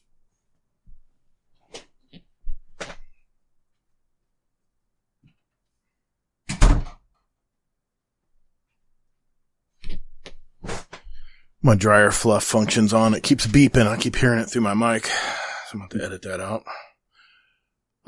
We have a new member in our Discord this week, and he actually has left us a couple questions here. And For the Users is his Discord name, but he's renamed himself for our server Ranchumasuta. Ranchumasuta? Is that a anime name or something? I'm guessing so. I've never heard of it before. Ranchumasuta. But there's so many animes out there. I'm kind of the old school kind of anime person. I like Dragon Ball Z and stuff like that. Right. So I don't know. Gotcha. Well, he has a question for the podcast itself. Is there any particular platform that's easiest for viewing? And does any specific one give you guys any rewards, or does view counts matter more on any type of platform? I do put these podcasts on YouTube, my YouTube channel. I actually have it separately. There's actually a Guardian Downcast YouTube channel, believe it or not, where just the podcast episodes post. But I also post them on my personal channel, my Todd the Gator channel. You can watch them there if you want to watch just a static image. It is video, technically. And I do get a view for it, but I typically don't monetize that stuff because there's usually cuss words in it and it's not advertiser friendly. And this is a free and open podcast. I'm not worried about, expletives and stuff. So I've probably used a few, in fact, on the way here, but, no, doesn't really matter. I know Apple Podcasts has it where I can actually make people subscribe if they want to listen to it on Apple Podcasts, but I'm not all about that. I'm all about free listening to this show. If you probably picked up, I'm not a big fan of advertisers on podcasts. I really hate listening to podcasts and all of a sudden an ad blares in mid-sentence when they're talking and it's so loud you have to turn your volume down. I just don't get that stuff. That just ruins podcasts for me. And every time I hear one, it makes me not want to listen to that podcast as much as I do like it. So I'm very big on not having those advertisers. What that reminded me of? Remember how like at late night they would show all these like weird commercials at night and they would be like super loud. Like because they knew people were sleeping. Whatever you were watching was like really low, and the next thing you know, it gets blaring in your ear. Oh, it's what is it? What was that tape? That one tape that they used to stick onto stuff to plug up holes and stuff like that, leaks and stuff like that. And oh man, there's so many of those. Oh yeah. The underwater tape. Yeah, I remember that. Mm-hmm. I'm actually for our Patreon ads. I make my own ads, and I had a friend to do some voiceover work for me, a woman I know, and she gave me all the raw content. And what I'm going to try to do, just because I know people, I don't know if people dig it or not, but it's fun for me. It's a nice little creative outlet for me. Is I'm reliving all of my childhood ads that I watched on TV because I'm a child of the 80s. I watched tons of TV after school, and I've already done one about car sales, those yelling car sales ads. I've done one about the stain removers, but I have two other ideas I'm going to be coming out with that I haven't made them yet, but I'm going to make them. So stay tuned. Those will be out in future episodes. You got to do the Billy Mays one. Well, see, that's kind of what I did already. I did the stain remover. It's not Billy Mays exactly, but yeah, his potato choppers and all that stuff. Yeah, that's another one I could do, but I have two others in mind that I want to do first. And then that's the cool thing, man. It's my podcast. I can make whatever I want. I tell you, if you really want to help the podcast out, Ranchu Masuda, if you go to our website and actually click and use the player that's on our website, it'll actually help give us some Google juice so we can be more discoverable. So if you're going to listen it to any way, that would probably be the way through your PC, or I guess you can use your Google, any of your browsers on your phone too, and listen to our podcast. The player's right there. You can play it anytime, pause it, come back, whatever. that will create some more Google juice for our website, which is guardiandowncast.com. So, there you go. He did say this. He goes, I'm checking it out on iOS podcast and started listening to episode 0 and halfway through the pilot. Loving it so far. So reminiscent of the 2019's Quest and the OG Tribute Hall and that effing terrible grind. This is good stuff, and I'll be listening to it till I catch up to episode 259. Well, we're on 261 now, so good luck, sir. And those podcasts are not long, so kudos to you for listening to all the back episodes. It's exactly what I did when I started listening to Dad's Tales podcast before they quit. So I went back and watched, I think I listened to 80 episodes. I went all of the back episodes, and hey man, we appreciate anything you guys want to listen to in the past. It doesn't really give us anything monetarily, but it just, I tell you, the best thing you can do is throw us a review on Apple Podcasts, because that does help. It does help a little bit, give us a little social proof that we have a decent podcast and people may check it out. I don't know how much it actually helps, but, hey man, I always love, people who throw us a review for the show. So rate and review. Yeah. Yeah. I remember when I first found the podcast, I never listened to any other podcast, and I Googled, or I actually searched on Spotify Destiny 2, because I was like, what are the chances? And then when I found this one, I was like, I didn't even listen to the pilot. I listened to your latest episode, and I was like, sounds cool. I heard Hazel say, "Motherfucker, please," and I was like, okay, I'm sold. So I was like, I gotta go back and listen to all of them. So I started listening to all of them, and I made it part of my commute. So my commute was long. I don't really commute anymore, but right. My commute used to be like a 26-minute drive. So I would listen to it, and then whenever I would go see my girlfriend, that was my commute, I was listening to that. And then whenever I pick her up, then I turn it off. It'd be like, okay, I don't think you want to listen to that. Yeah, dude, I'm just happy people listen, to be honest.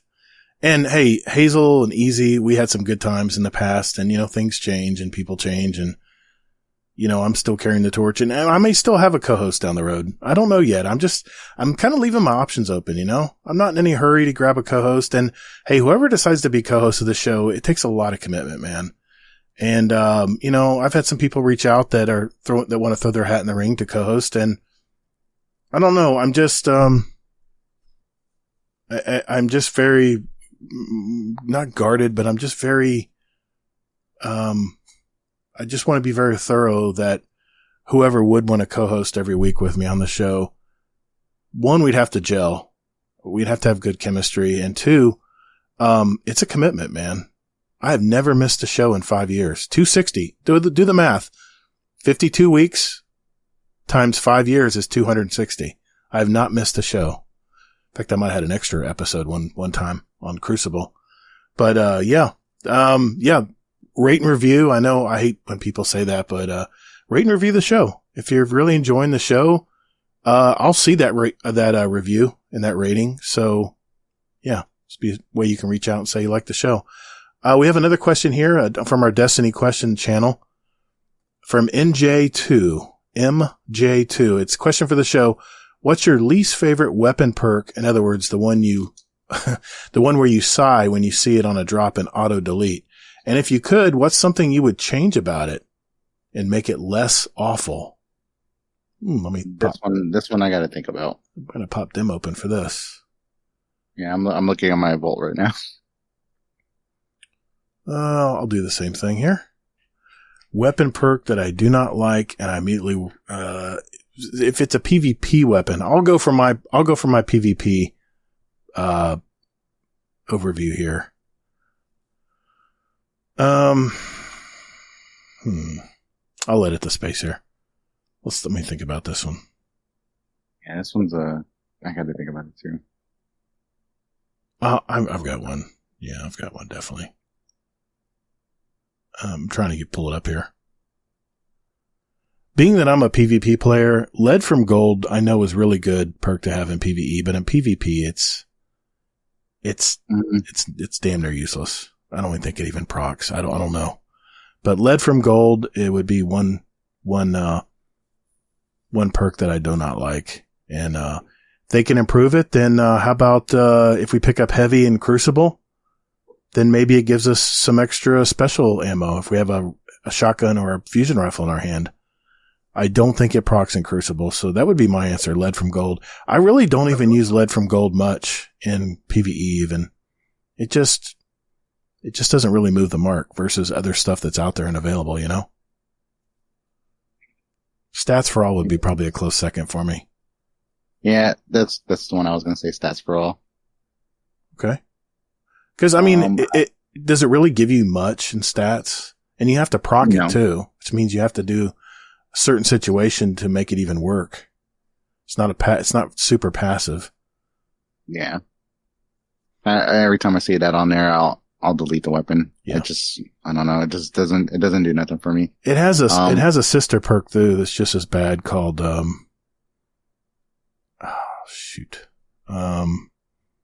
starts with a W, I think. It's very similar to stats for all, but it's for super energy, I think. Is it Wellspring? Wellspring. Thank you. Wellspring. That's another one. It's just like, there's just too many other good perks. If it's for PvP, then it definitely is not going to help me a whole lot. But, versus, something else that helps with accuracy when you're getting damaged or something like Eye of the Storm. That would be a beneficial perk in Crucible, but Wellspring isn't really doing much, so. Yeah, I agree with those two, Wellspring and, Stat for all. Every time I see that on any weapon because I play more PvP than I do anything else. And when I play Gambit, I'm invading, so I use PvP weapons. Yep. When I invade. So what you gotta do. You gotta keep that mindset when you're invading. It's just like playing a Crucible game. Except people can see you. Okay, we got some non-Destiny questions here, and I'm just going to rapid fire these. We have several of them here. This is from Odo Yukamura. Question for the show. What is the fastest way to bathe? Bath, shower, sink and washcloth, or high school style Axe body spray? Oh, God.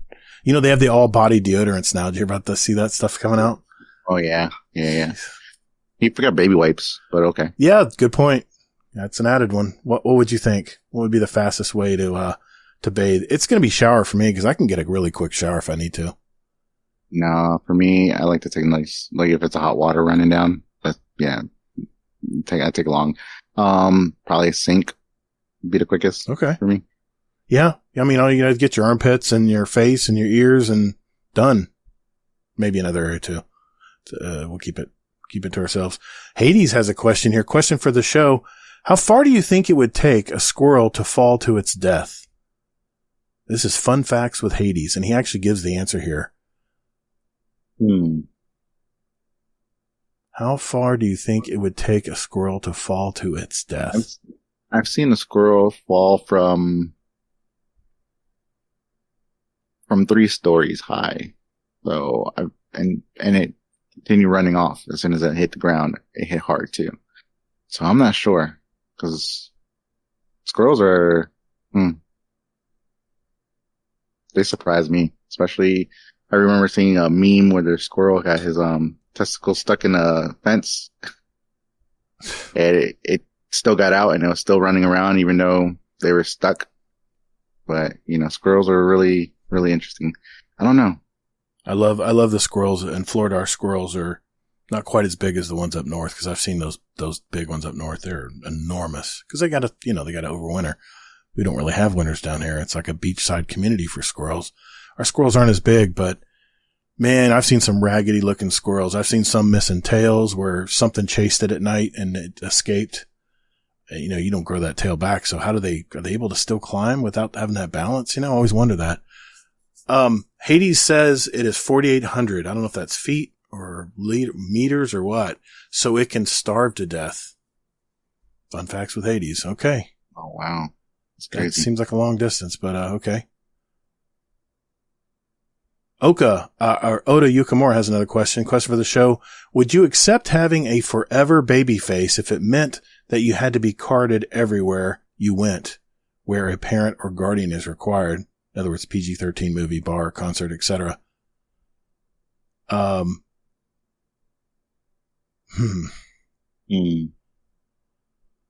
a lot of people think I look younger with my beard when I'm clean shaven. Everybody thinks I look older.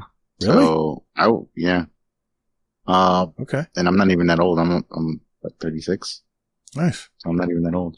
But I don't think it would bother me to have a baby face and be carded all the time. It'll make me feel better about myself. Hell yeah, dude. I mean, I'm in my 50s, dude. Anybody cards me, I'm like, really? You're carding me? You don't see the gray mustache and beard? No? Okay. Whatever. Yeah, I think that's an obvious. I'll take the baby face. Oda Yukamura has another question. What is your favorite media-based animal mascot and why? He gives some examples here. Sonic, Tony the Tiger, Conker, etc. I've got one in mind. What do you got? Favorite animal, a media-based animal mascot? Crash Bandicoot. I actually thought about Crash Bandicoot because I used to love playing Crash Bandicoot games when PlayStation first came out. Yeah, that's my favorites. They recently had a recent one that came out not too long ago. I bought it and I beat it within 3 days. I mean, they're fun games.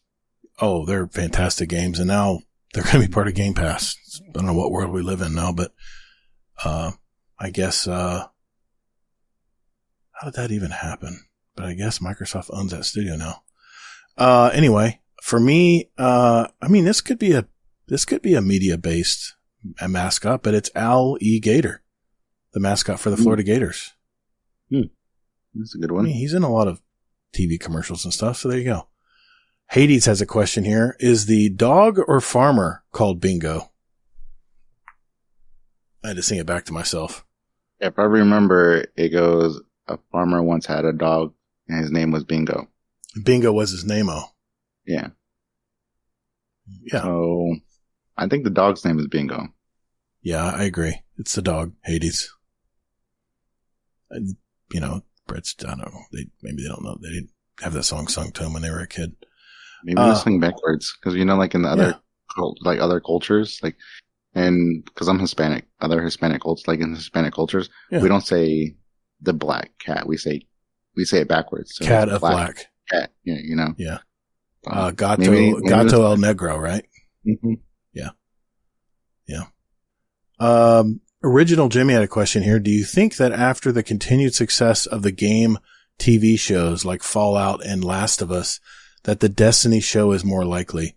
I talked about this several episodes ago, but what do you think, man? You think there'll ever be a live service or a live action TV series like Fallout for Destiny? If they were to do it, it would have to be on point. I stress how Fallout. I'm rewatching Fallout again, but yeah, Fallout was amazing, and Last of Us was on point. Pedro Pascal, awesome, awesome. Yep. If they can get the people or the actors to be like the characters, easy, then it would be all amazing. You already got Cade. Cade's not going to Nathan Fillion. All you got to do is talk him into it. Sure. But that's TV trying to find the right people for like Ikora or Zavala. I think Viola Davis would do good for Ikora. Oh, yeah, I think so too. And I think Keith David would be fine for Zavala. Keith David, he's amazing. I like him. But did you see him in Nope? Did you see Nope? Yes. God, yes. I loved that first part of Nope where he was the dad on a horse. Mm-hmm. He got shot by the alien. That was just so cool, man. Well, he didn't get shot. Some shrapnel killed him. Yeah. That was a powerful scene, man. I love everything he does. He's a great actor. Oh, here's the question we talked about earlier from the original Jimmy. Question for the show: the power of one, power of two. If there is no TS in movie segment, what do you think about The Acolyte? There you go. I didn't like it. I did not like it. I felt weird about it. I was trying to give it its all. I was trying to give it, the benefit of the doubt. I liked Boba Fett more than I liked The Acolyte. And Boba Fett a lot of people didn't like Boba Fett. I'm a huge Boba Fett fan. I loved it. I'm a huge Mandalorian fan. I loved it. I did too. but I don't think it to me it just seems like they ran out of something like content, and it seems like they were like, oh, let's just go into some random direction and see if anybody picks up on it, and I didn't like it. The last episode, there was some interesting things in the last episode. I'm not gonna, spoil it because I don't know if anybody's seen it yet. Right. But there was some interesting stuff, but then there's some stuff like, really? You're like, what the heck? But if you wait towards the end, you see a great character come out and you're like, okay, it leads to another season. Mm-hmm. We don't know if it's going to be another season. No way. I don't see it. Yeah, I don't see it happening. I don't know. I mean, it got such bad flack. And, you can say Kathleen Kennedy or whatever. And I've already said this in another show. I'm not being a male chauvinist here. I have no problem if there's female characters in any movie or anything, but the story's got to be good, man. The story's got to grab me. I never really cared about these two twins, which they're not actually twins, but I won't spoil it either. Total nothing of a story. I mean, I'm not a big canon guy. I didn't read the comics. I don't know a lot of the inner workings of the Star Wars. I'm just a fan of the movies, man. I've watched it ever since I waited in line in 1978 to watch Star Wars Episode 5. So, very forgettable story. Don't really care about Force witches. I don't know what bearing that has on anything in the Star Wars universe. Don't really care. The story just didn't really grab me. And the ending for me was anticlimactic. I thought it'd be a much better ending in the story, and I was like, what? That's it? I don't know, man. I watched the last 2 episodes back to back last night, before the show tonight, because I saw that question was in there, and, not impressed, dude. Not impressed. One of those series I'll never probably remember. Yep. I'm looking forward to them doing the Darth Vader series or, doing something like that. Mm-hmm.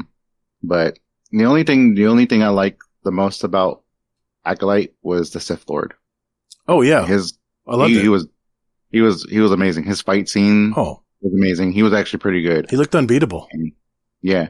And the helmet he wore, once we understood what that helmet was, Yeah, that's the only thing that was actually really good about it. Yep. And then we find out later who he really is. Mm-hmm. That part was interesting, but wasn't enough to drive the whole story, I don't think. Do you? No, I don't think so either. Maybe they could do a story on him, like find out his background, because if I'm not trying to do no spoilers or anything like that, because I don't know if anybody's seen it. Yeah, don't spoil it. But it's still but funny.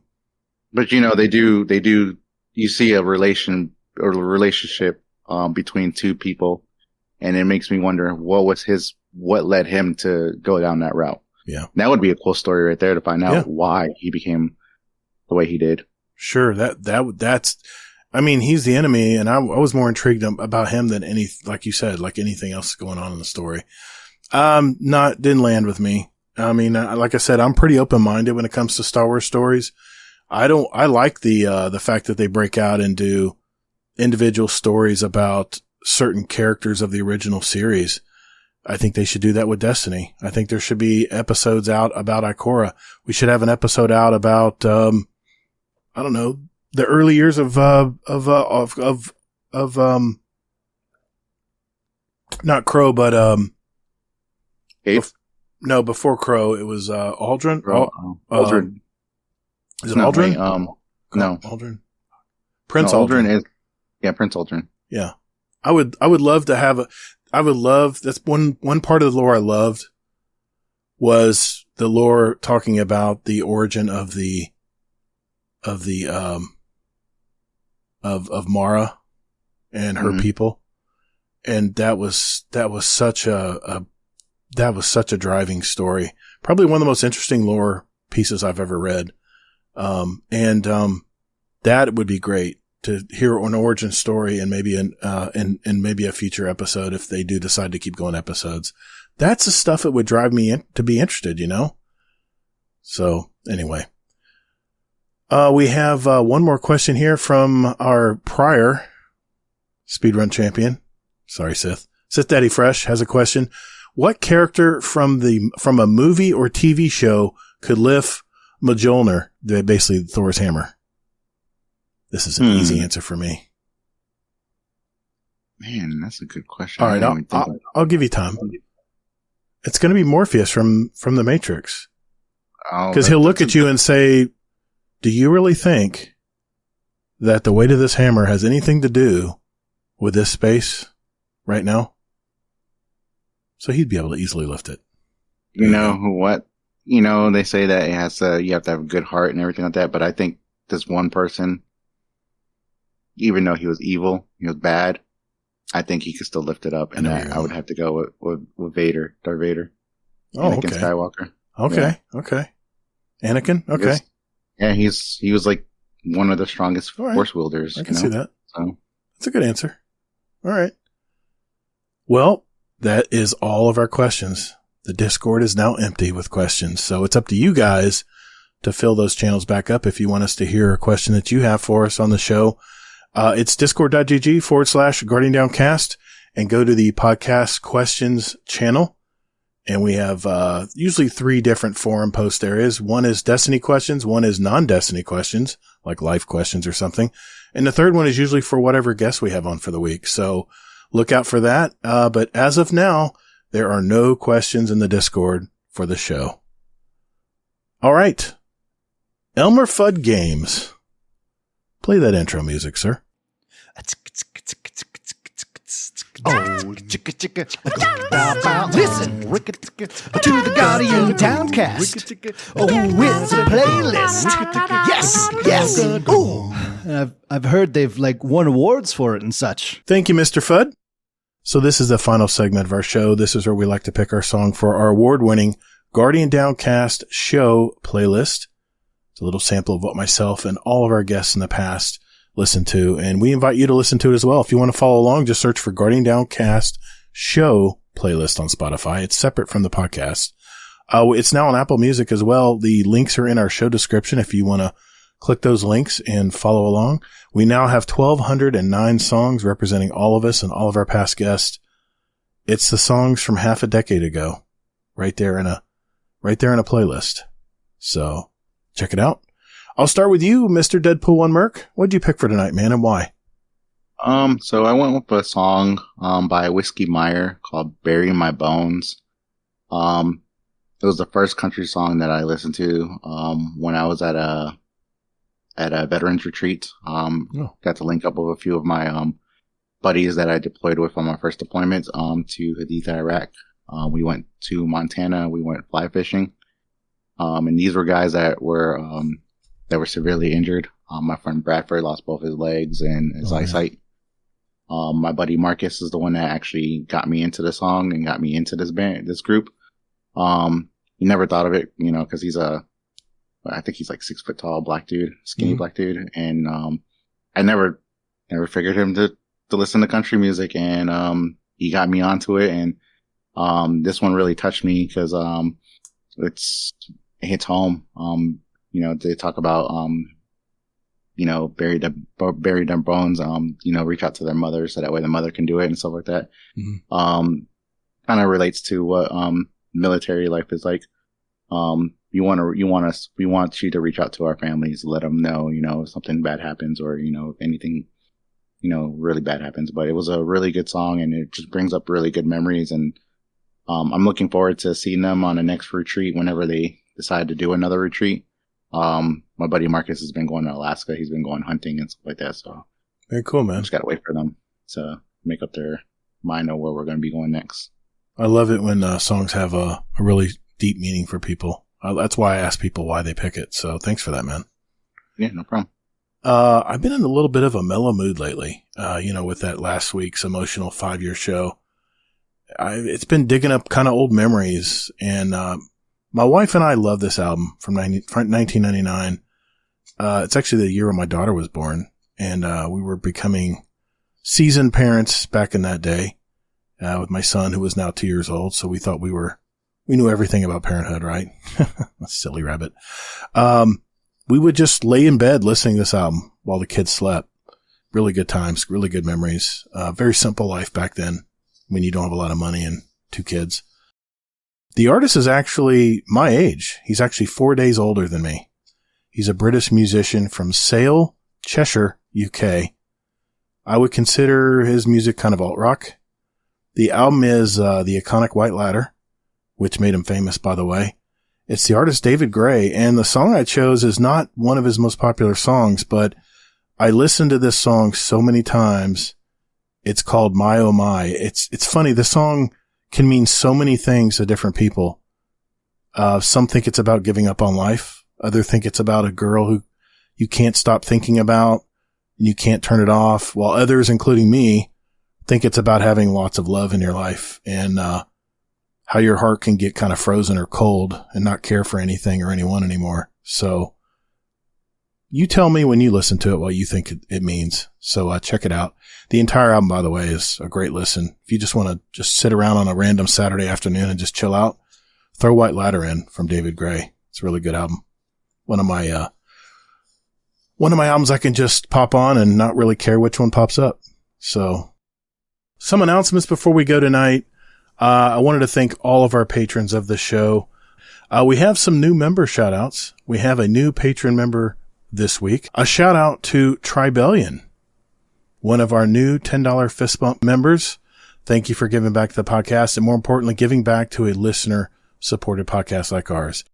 Other patron shout outs here are Dungeon Champion patrons. That would be Technical, Raffi, Wicked Trinity, Sith Daddy Fresh, and Deadpool-1-MERC, who was our guest tonight. Thank you, sir.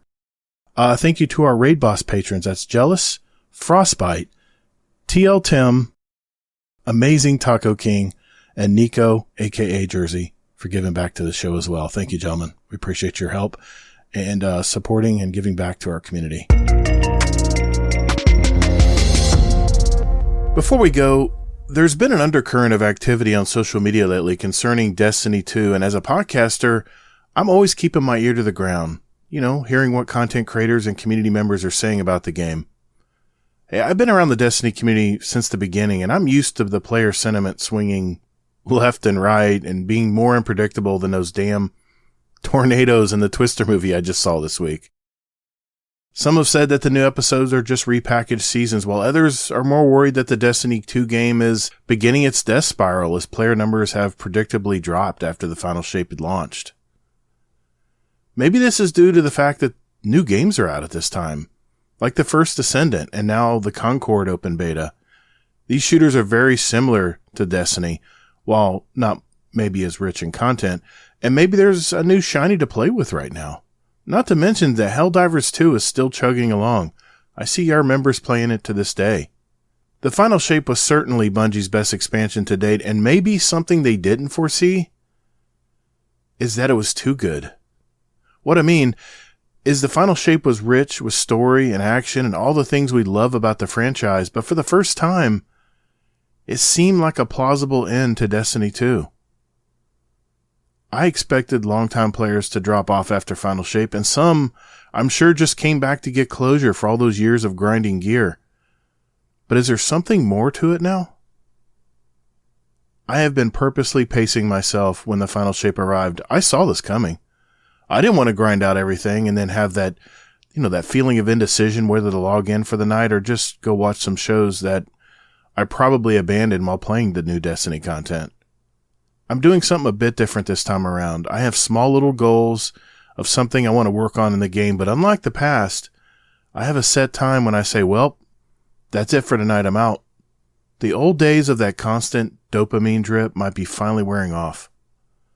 Time-gating bounties, time-gating the new seasonal weapon focusing seems very manipulative to me.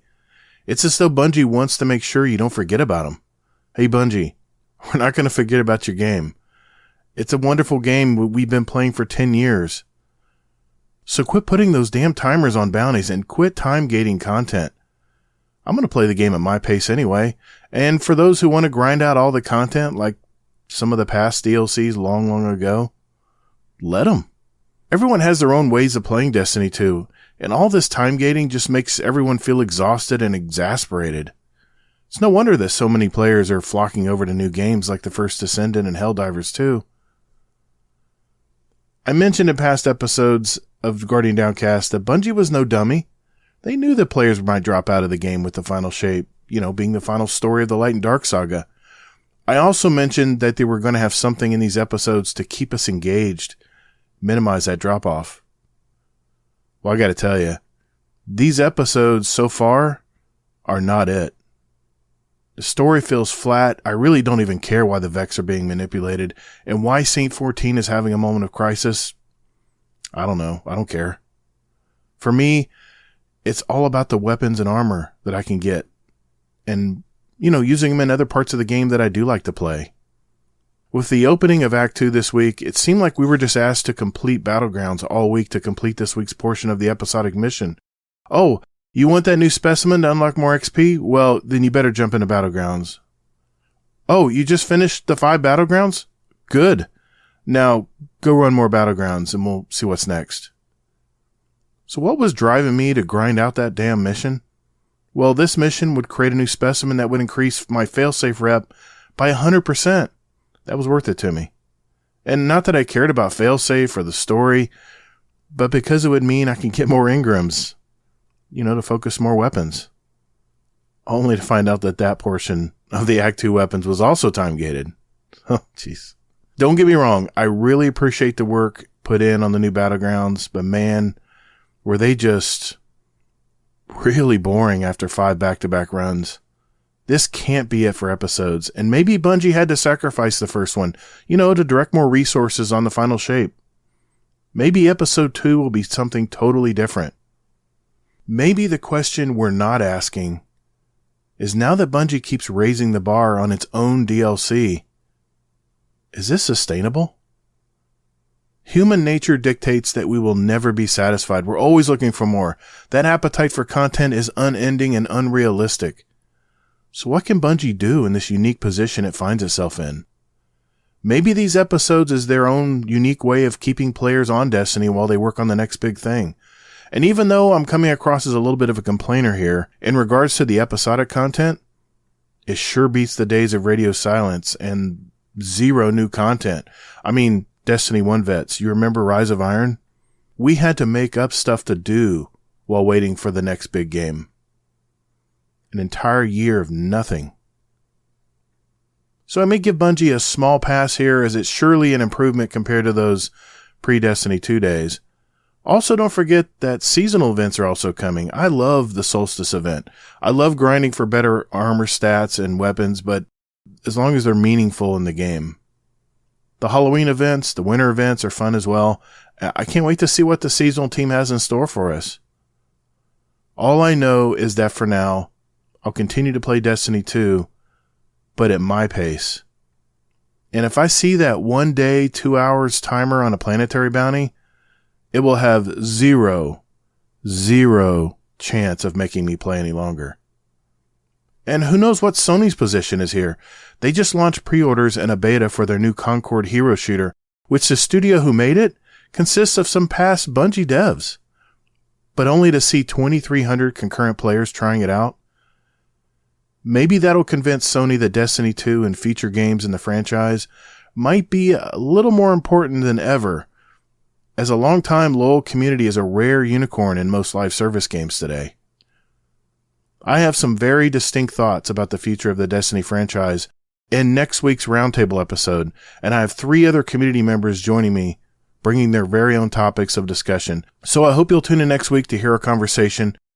But what do you think? What is your take on the current state of the game? Let me know. I really want to know what you have to say about it. Maybe there's something I'm missing here. In either case, head over to our Discord community at discord.gg/Guardian Downcast and enter your feedback into our Guardian Downcast show feedback channel. Hey, I want to thank Deadpool-1-MERC for joining me today, and you can find him in our Discord as Deadpool-1-MERC. And he mentioned he might be streaming on Twitch very soon, so hey, if you see him out there, give him a follow. You can find me at Todd the Gator just about everywhere. Check out my YouTube channel and my other podcast, Destiny Help Desk, where I talk about a singular topic in the Destiny game. I want to give a member shout out of the week. It's Frostbite. He just hit his 2-year anniversary in our community, and he has been on the show several times in the past. Thanks for being part of the community. He just sent some pictures from his internship in Arizona with Intel, and it looks like he's living his best life. So happy for you, bud. If you want to see those pics, they're in our live channel in our Discord, by the way. Remember, as you're playing Final Shape, take breaks, get outside, and touch some grass. The original Jimmy. Hey everyone, we're Guardian Downcast. Your stories, your community, your destiny. And be good to your fellow Guardians in the Destinyverse. Defeat is not surrender, Guardian. Thank you all so very much for listening. And later, Guardian.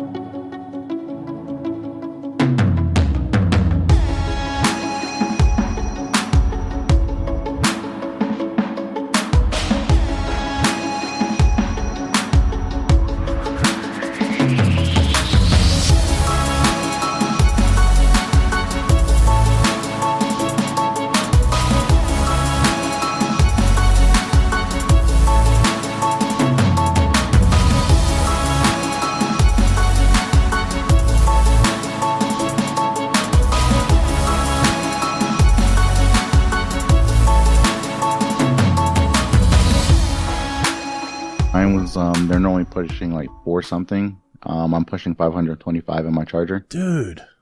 So, what do you got, a Hemi in it? Mm-hmm. Man. See, I'm not a Dodge guy. I grew up Chevrolets. I was all about 350s and 327s and 400s and 427s and...